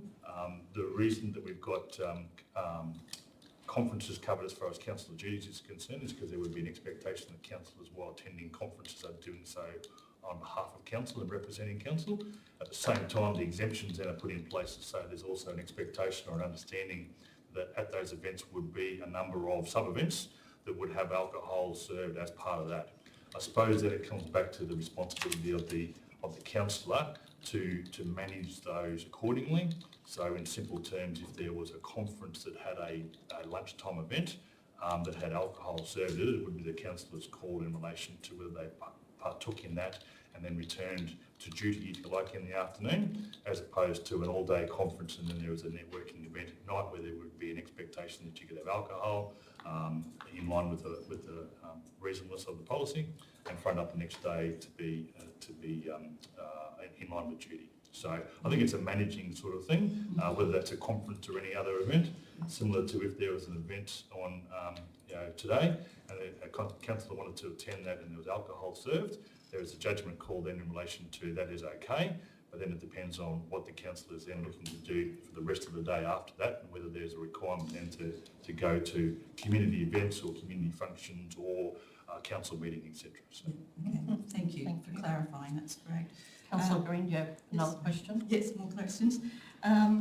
Will councillors be informed going forward when a duty in their calendar is considered exempt from the policy, just so that there's no confusion? Acting CEO. Happy to answer that. I think the practicalities of that are that we can't do that. So the likelihood of us breaking down, I suppose, each councillor's calendar and identifying the ones that are or aren't, the policy quite simply says councillors are on duty. However, there is an understanding that events that councillors go to there is alcohol served as part of that, and that is understood. And we wouldn't necessarily go and identify that this week Similar to what we do, if you're asking the question, we put out a notice for the meetings for the week and say these are the ones that are on for the week and these are the ones that we are going to record attendance at. There's no proposal from us to do that in relation to identification of exempt events. Quite simply, the resources involved with that I think wouldn't be worth the effort. Councillor Ballard, did you have a question? It is interesting, there's been a number of questions regarding alcohol, and I think that I just wanted to highlight that it's also other drugs, this policy, and there are obviously prescription drugs that affect people's performance at meetings and that sort of thing, and that should be taken into account. There's also illicit drugs, and those illicit drugs are illegal, and there should be zero tolerance for those drugs at council events, such as, just the local Progress Association meeting, charity balls, all of that sort of thing. So it's not just alcohol, it's drugs. And those drugs, quite frankly, are illegal. So a councillor breaking the law, wherever they be, if we can clean that up, if we can ensure that that doesn't happen, if we can ensure that the public has confidence that that is not happening, I think that's a sterling example. Councillor England? Can I you have just a get, question? I just need to know if I'm oversimplifying this for myself. But when I looked at this policy, I thought to myself, if council's paid for my ticket to an event, I'm at work. If council's paid for my plane ticket, I'm at work on the plane. If council's paid for my hotel, I'm a councillor at that hotel. If council has paid for my dinner ticket at a conference, then I'm at work. And so basically, if the ratepayer has paid for me to be at a location, I'm at work. If I receive an invitation by an organisation or an individual, and it's in my diary, and I attend that, I am at work. If I feel the need to put my name badge on, if I'm not particularly invited anywhere, but I know that something's on and I attend, like the Chamber of Commerce events, and I feel the need to put my name badge on, I'm at work. When I go get down to sales on a Sunday afternoon to meet some friends, I'm not at work. I know I can never take my councillor hat off, but the way I read it, that policy doesn't apply to me then. The policy of public opinion does. I'm bound by a set of behaviours and expectation of the community that even though I'm Councillor Justin Englert and I'm having a few beers with my mates down at sales on Sunday, that people may observe me to be, they might come to a conclusion about me and they can make that decision at the ballot box next time they have that opportunity. But for me, looking at the policy, it was very clear to me that if the ratepayer has paid or in any way, and I'm in a place because of that money that the ratepayers allowed me to spend, then I'm at work.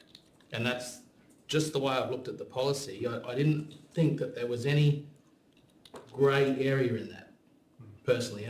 So my question is there a grey area in this? Acting CEO? Happy to have a go at that. Yeah. I suppose it is the complexity of when councillors are on duty. The simplistic part of that is, if council pays for a ticket or attendance, it's quite obvious that the councillors there undertaking that duty on behalf of council. There would be other events that councillors go to that aren't necessarily paid for or required to be paid for, but there would be an expectation that councillors at that time are on duty.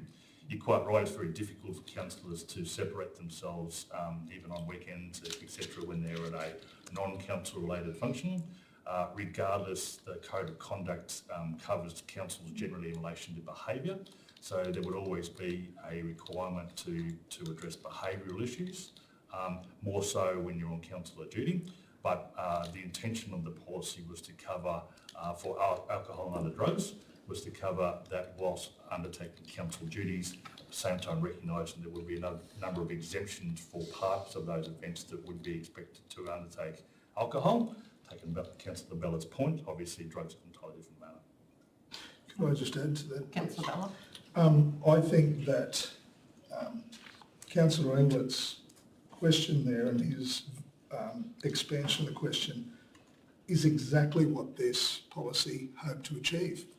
And I would say that if councillors were to adopt that attitude, then we would not have any problems whatsoever with this, rather than trying to nitpick about what if, whatever. Councillors on duty should be capable.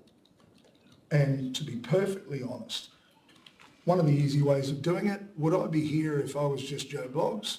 Or am I here because, or been invited because I'm Joe Bloggs the councillor? But always remember, we're in possession of confidential information and that sort of thing. There's no doubt that alcohol impairs judgment. And we could be in a situation where, under the influence of alcohol and other drugs, we actually divulge confidential information that could very well impact other people in our region. So I actually think that Councillor Engler has encapsulated an answer to any number of questions in his question. Is there any further questions? Councillor Green? Well, I actually think that Councillor Engler's comments really segues really nicely into my next question, which is about the grey area, which to me is very grey, and it's not nitpicking, because this is what we do in briefings. When we're afforded the chance to have a briefing, we ask these questions regardless of the policy so that we clearly understand, and this policy directly affects us. So we do need to understand it. The acting CEO has said this does have complexities, and so I'm trying to understand this. So I agree. I thought I had gotten the policy clear in my head, that where an exemption is applied, as stated in 3.0 of exemptions, as a guide, not a policy position, councillors should aim to meet a breath alcohol concentration of less than 0.05 when participating in such situations. Yet Councillor Mann is quoted by the ABC only yesterday as saying, what we're proposing is that you would be under 0.05. And the ABC article itself actually states as one of its key points under the headline, those behind the policy say it won't ban drinking at events or functions, but councillors would need to remain under 0.05 blood alcohol concentration. So my question, to prevent misinterpretation of this policy, as already, in my mind, misinterpreted by the ABC article, and this could lead to serious consequences for councillors if in breach of this policy because they've misinterpreted it. Should the statement under 3.0 exemptions, as a guide, not a policy position, councillors should aim to meet a breath alcohol concentration of less than 0.05 when participating in such exemptions, be removed in its entirety, as this is a guide and not a policy position. The Code of Conduct for Councillors in Queensland is the overarching position in this situation, and that's clearly articulated in this part of the policy. So do we either make it 0.05 as the policy position, or do we remove it? I don't like the idea of a guide being in there, and already, as we've seen in the media, there's been a misinterpretation of what's expected of councillors. Okay, CEO, would you like to have a go at answering that? Yeah, certainly. So just a couple of aspects in relation to that. Firstly, you are 100% right, the 0.05 is a guide, and it quite clearly says that it's not a policy position. So there would be no intention, and we certainly couldn't, even if we wanted to, go and test councillors who would, for want of a better term, fail the 0.05 level, because that's not a benchmark. That is simply just a guide. So I suppose the way it should be interpreted is that it's a combination of both that and the item above, which is a quote from the Code of Conduct.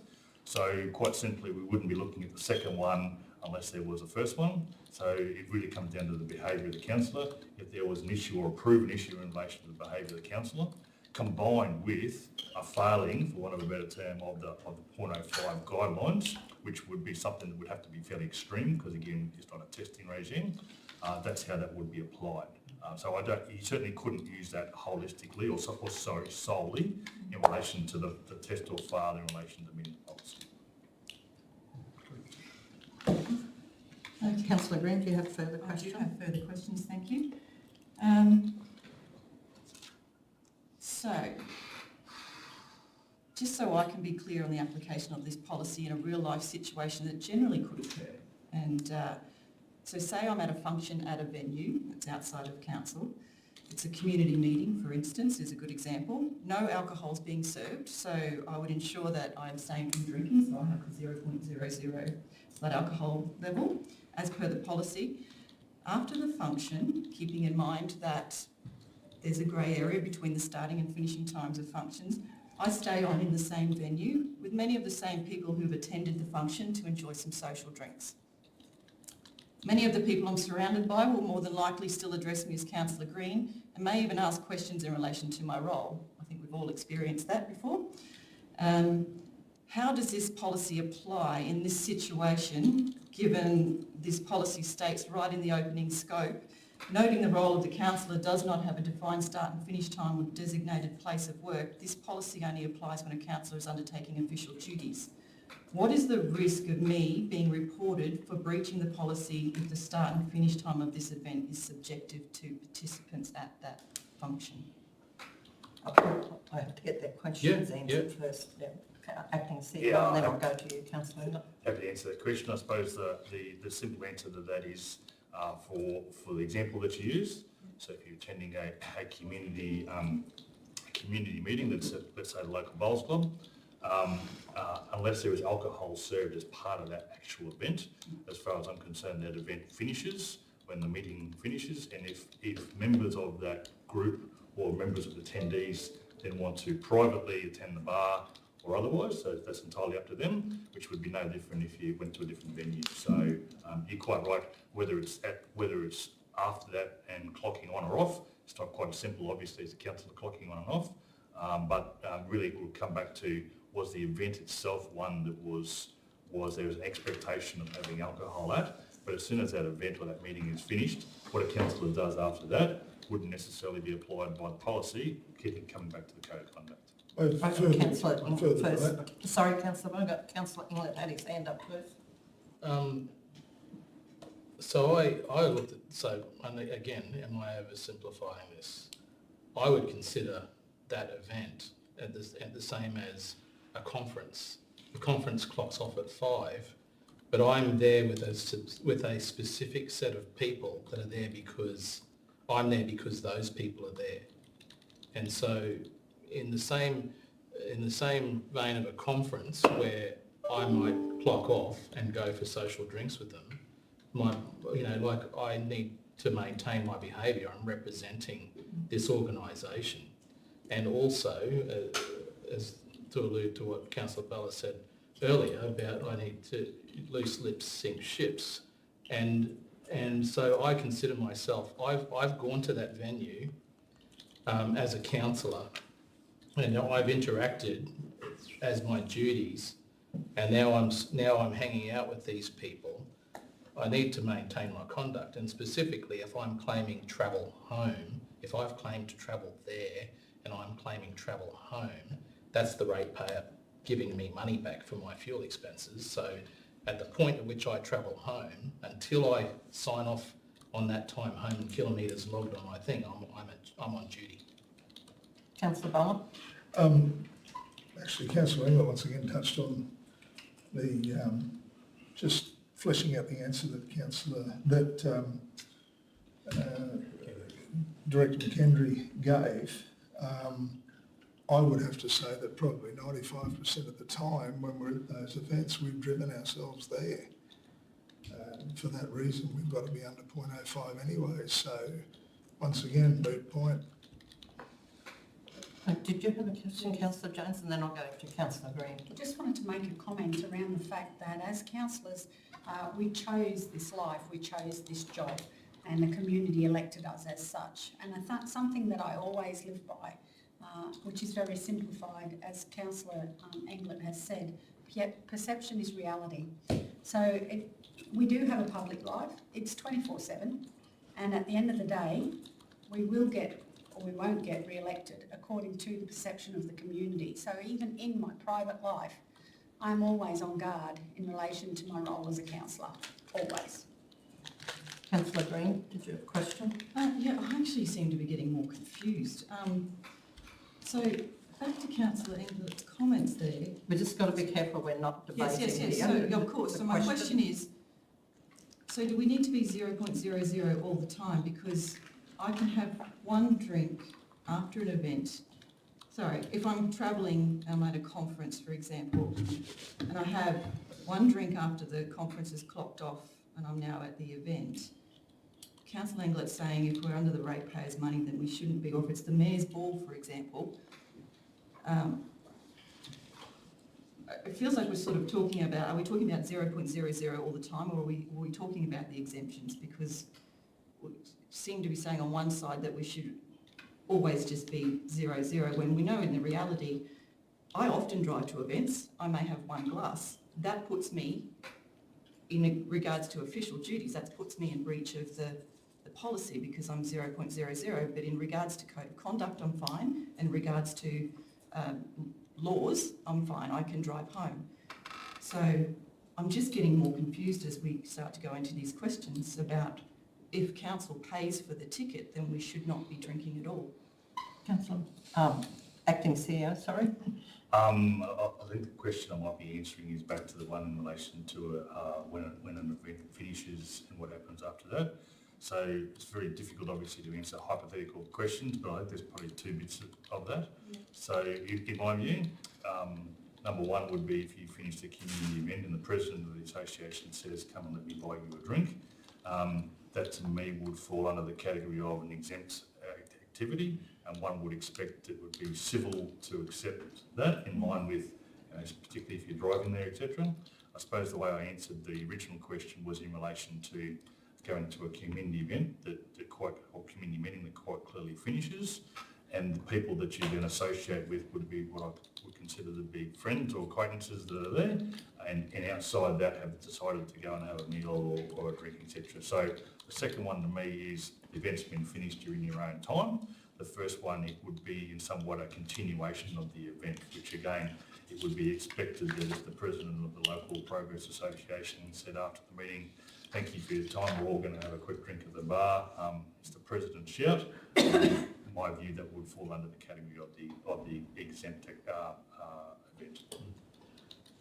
Councillor Engler? If you do accept that drink, don't forget to put it on your gift register.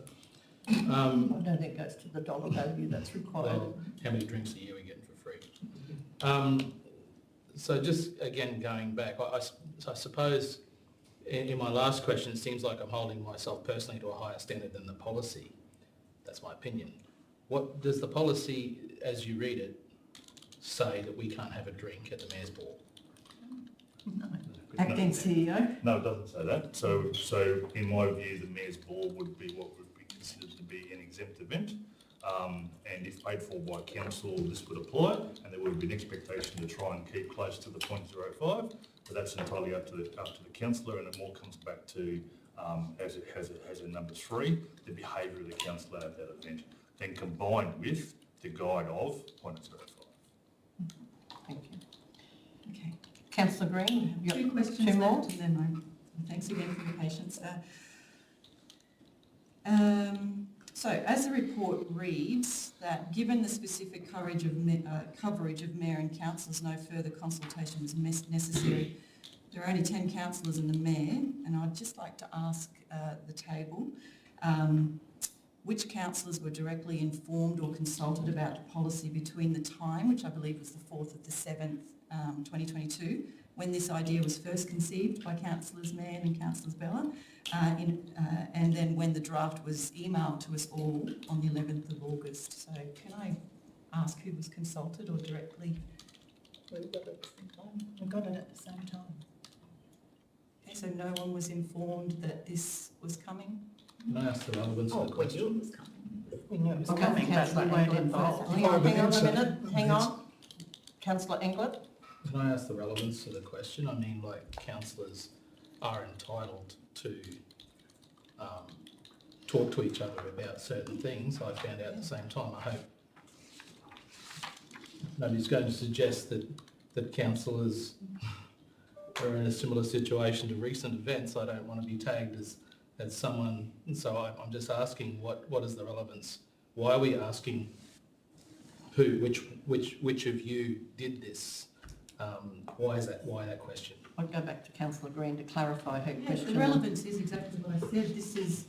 This applies to only 11 of us, and if only some of us were afforded some engagement or consultation in regards to the draft of We this got the policy. draft the same time you Okay, did. that's all I was Right, asking. I think we If that's the voted. case. Ask and answer, thank you. Yeah, asked and answered, that's great. And just finally, I think my questions have outlined just how complex this policy may be to actually implement.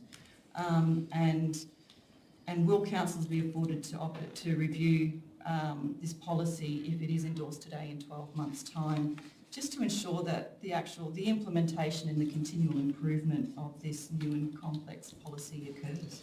Acting CEO? Yes, we're happy to answer the question. So as with any council policy, we'd have a sunset date on it that we would say in normal terms we would review it at least this period of time. As with any council policy, if we were to work out that there was a problem or a change or legislation or other things change, we would obviously review that as a trigger point as well. So whatever date is in here for the ultimate date as a review would be what we would aim to, but anything that come forward during that period of time we would take into consideration for a review. In particular, if in the application of the policy something came to light that either didn't make sense or needed clarification, we're certainly at liberty to be able to amend that within that period of time. Thank you very much. And I suppose, go. sorry, and I suppose the other thing is too that as with this policy that was brought forward as a notified motion, any councillor at any time can bring forward a notified motion in relation to a matter which would include the review of the policy, which we have had before. Thank you for your time. I was just going to ask in relation to that around, will there be any sort of, what would you say, like information gathering in regards to the implementation of the policy? Are we going to track how it's performed, how the policy is performing? Happy to answer that. I suppose one of the issues with that is that under a regime of complaints within local government in Queensland, the complaints are made to the Office of the Independent Assessor, and we may or may not actually know about those when they are made, and even if they are made, depending on the outcome of them, they are kept confidential, particularly if there was no case proven. So just to answer your question, I'm not sure we'd like to keep a record of the number of times it's been tested, so to speak, and also the same with testing regimes under here with random testing. We wouldn't necessarily publish what the outcomes of that actually were because there's confidentiality issues. I suppose I was thinking around the 3 times per year testing and whether that, like whether there's a way of monitoring, I suppose, the outcome of that, but it's probably covered under what you've said. There would be privacy and issues in relation to that, and that would be private information. Yeah, thank you. One last question from Councillor me. Inglet? In your opinion, is this policy any more onerous than the policy that we have with regards to the behaviour of our staff, directors and acting CEOs? Acting CEO? To answer that question, I suppose it comes back to the comment that was made before about the difference in application. I suppose it's a little bit easier from a staffing point of view that we're at work 95% of the time, so it's fairly easy and clear. Council's role is a little bit more fluid and a little bit more there's an expectation to be out in the community. So I suppose it comes down to how councillors want to define that level of expectation that the community sees. I have a follow-on question. Yes, Just to Councillor. clarify at a higher level then, would a director's behaviour be of the same expectation as a councillor's at the Mayor's Ball? Whatever event that was, whether it was a conference or anything else, it would come down to the behaviour, and I would expect that we would expect the same level of behaviour from both councillors and senior staff. Any further questions? Otherwise, we'll seek a mover of the motion. Councillor Mann moves, seconded by Councillor Bella. Councillor Mann. Thank you, Your Worship. I'm just a bit confused because I felt the policy was quite simple and straightforward, but anyhow, I'm actually proud to speak in support of this motion and proud to have had the opportunity to work with Councillor Bella in formulating this policy as well. In support of the notified motion, it is noted that a councillor, alcohol and other drugs policy has been spoken about many times, including in previous terms. And I was reminded in 2011 as an employee of this organisation and as a delegate of the Services Union, I was involved in the formulation of the drug and alcohol policy for employees. And at that time, we actually lobbied to have councillors included in the policy, but were not successful as there's no requirement under the Act. Regardless of the requirement under the Act, in my opinion, we have a moral and ethical obligation to always present ourselves in a professional manner regardless of the event, conference, workshop, whatever that we're attending. Whenever we are on duty, we need to present ourselves in a way that does not create a negative perception of council in the community. Attending events as part of our councillor duties is not a perk or a right of the job, it's a privilege, and in my opinion, councillors need to always respect that privilege. Making decisions at this table for the good of the region does not automatically make us role models for the residents of our region. Actions and how we present ourselves make us that positive role model. I guess it could be argued that we should not need an alcohol and other drugs policy to ensure everybody portrays a positive image of this council, but experience might indicate otherwise. As we present this policy today for adoption, knowing that it can be reviewed any time by bringing a notified motion or on the review date, and by debating this room, adopting this policy today is socially and morally responsible as far as I'm concerned, and shows to our staff that we absolutely will be accountable for our actions. Speakers against? Any other speakers? Councillor Bella? I haven't actually prepared anything for this because I wanted to give people what comes from here rather than what comes from there. I would have thought, similar to Councillor Mann, that just a high standard in the code of conduct would have been enough to ensure that we didn't have to have a policy like this, even though I believe that if our staff and if most of the people in our electorate have to undertake alcohol and drug testing, I believe we should as well. But cold hard circumstance have proven differently. And I've got to say, over the last 18 months, and especially over the last few weeks, I'm tired. I'm so tired. The thing I'm most tired of is the fact that people that call out bad behaviour often cop more consequence than people that actually perform that behaviour. And this policy in some way goes to help stop that happening. I'll give you a scenario.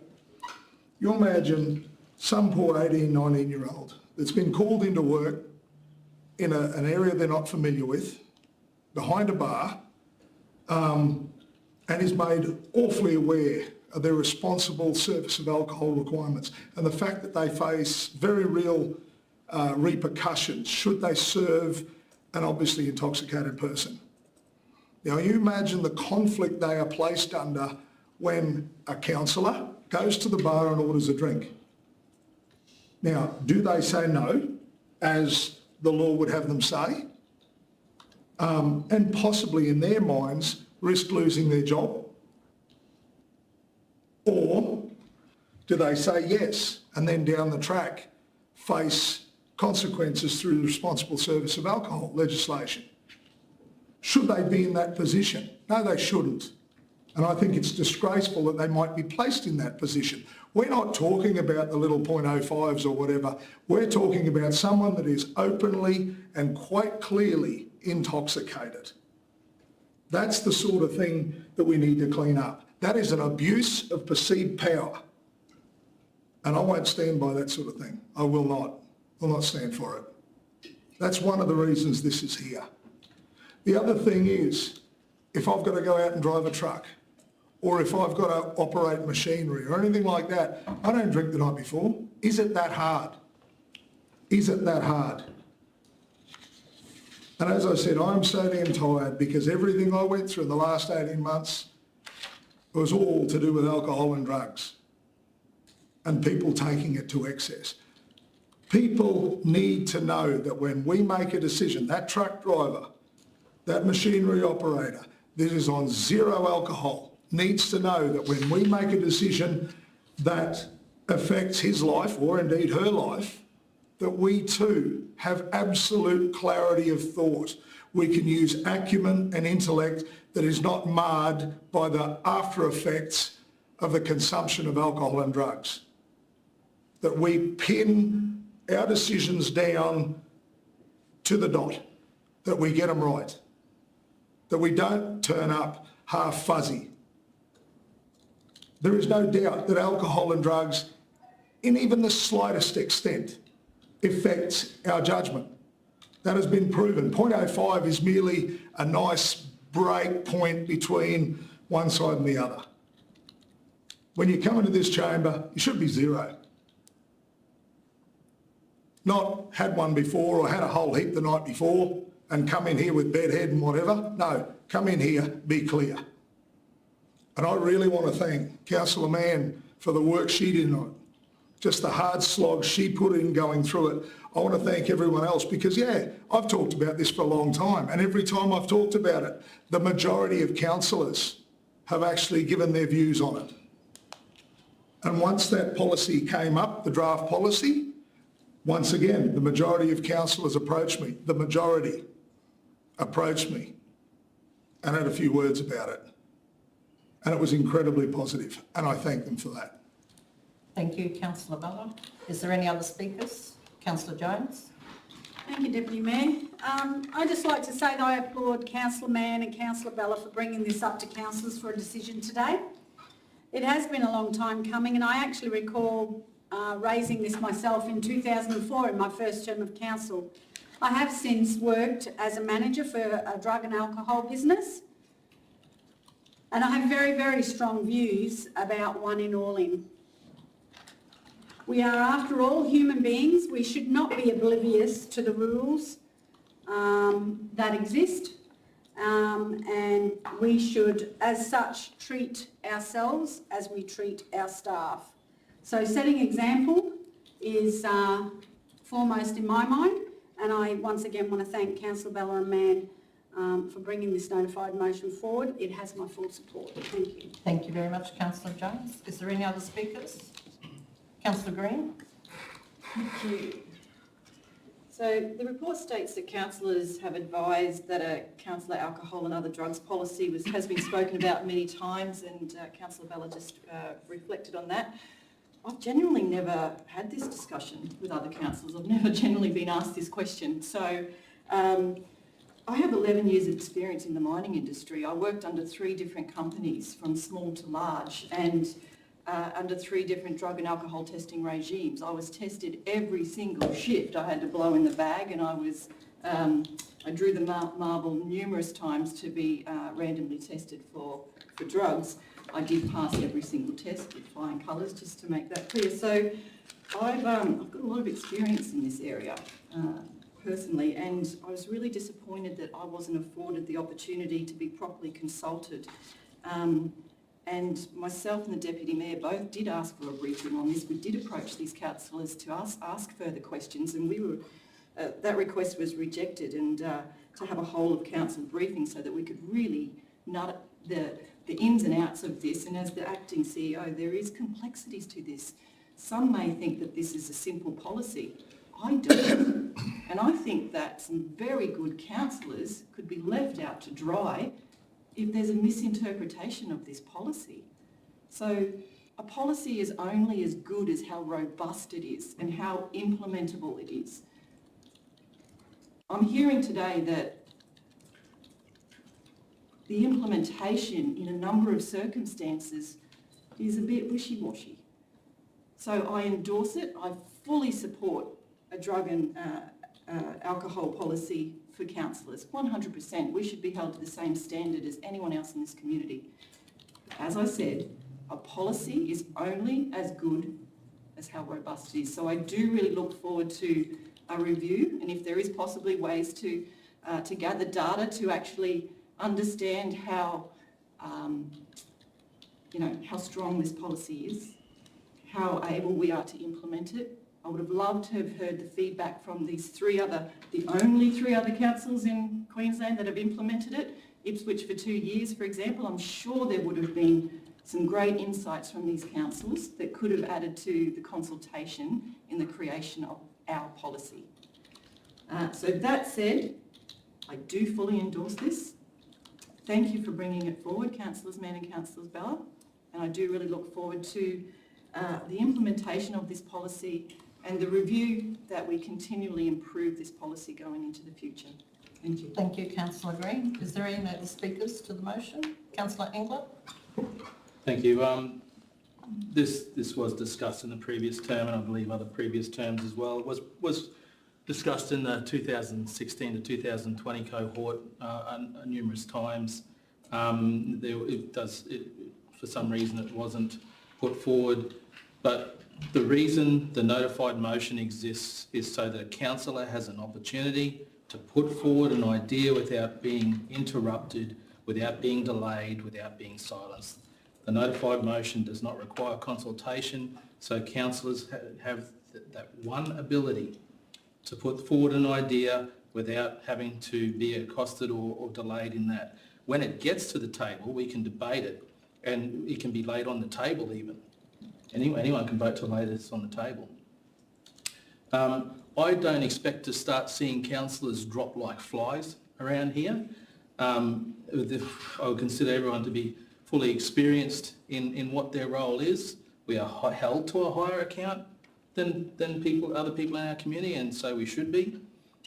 We've recently had a debate about what is consultation. Well, this debate's about what is transparency. Queensland local government has the most onerous transparency legislation in the country and perhaps the world, so onerous that the Queensland government won't even hold themselves to the same level of account. But we're all still here.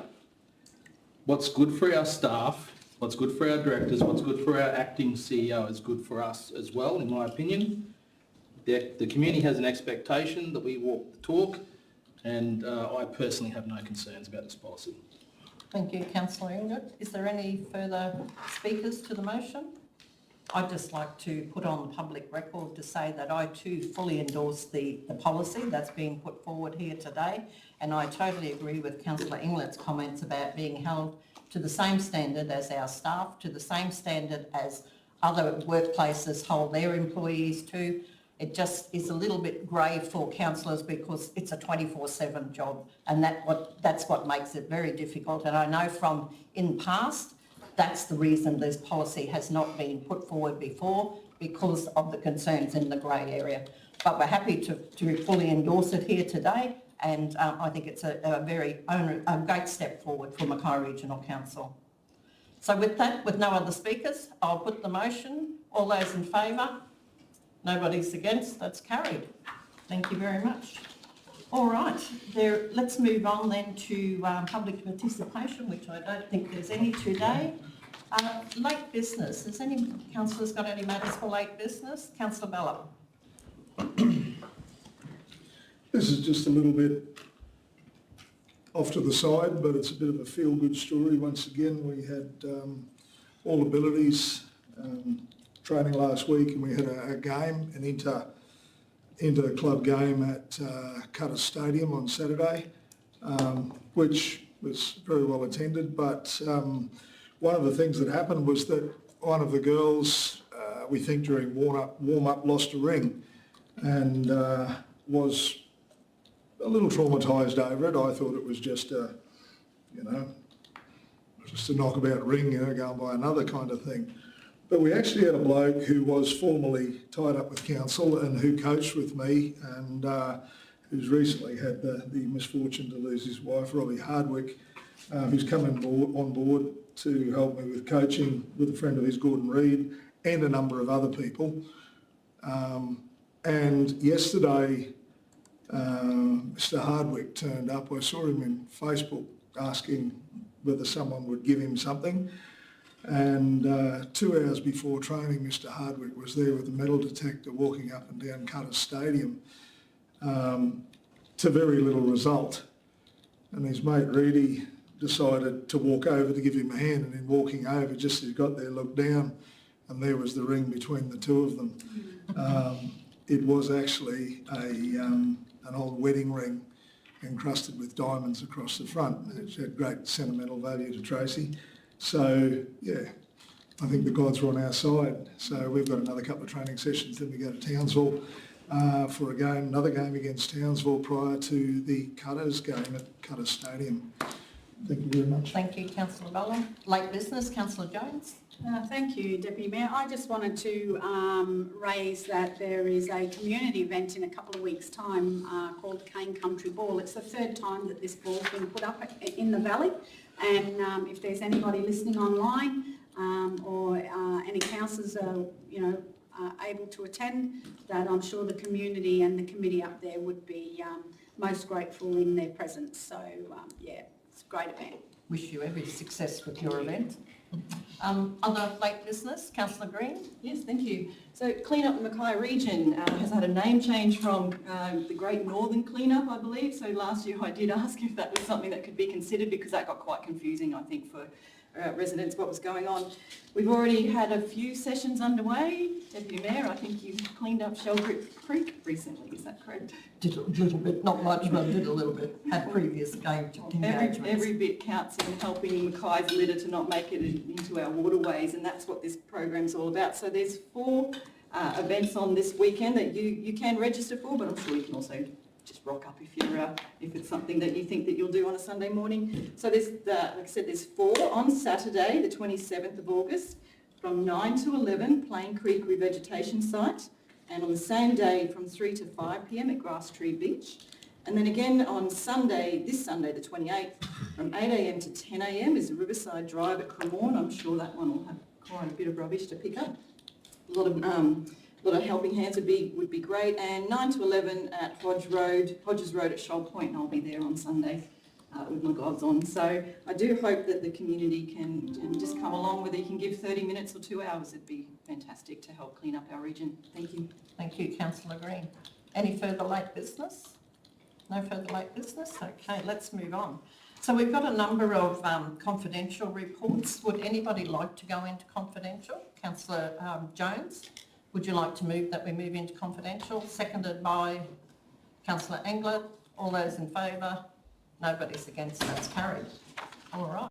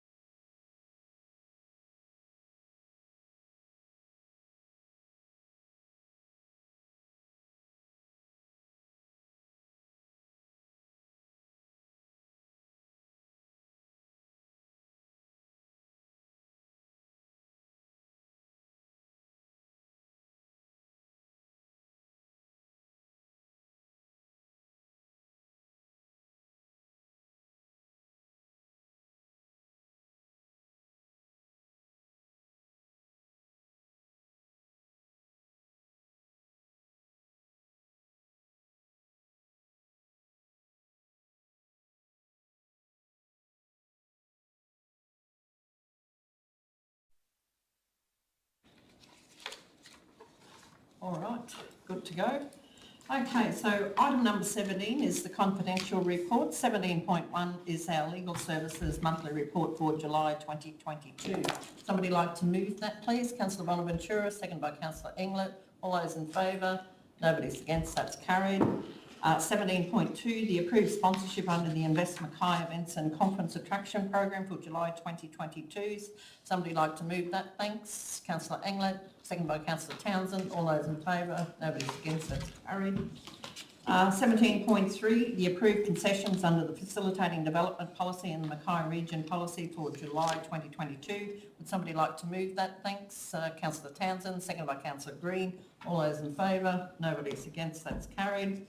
And 17.4, which is the draft minutes of the Invest Mackay Events and Conference Attraction Program Advisory Committee meeting for the 8th of August 2022. Somebody like to move that, please?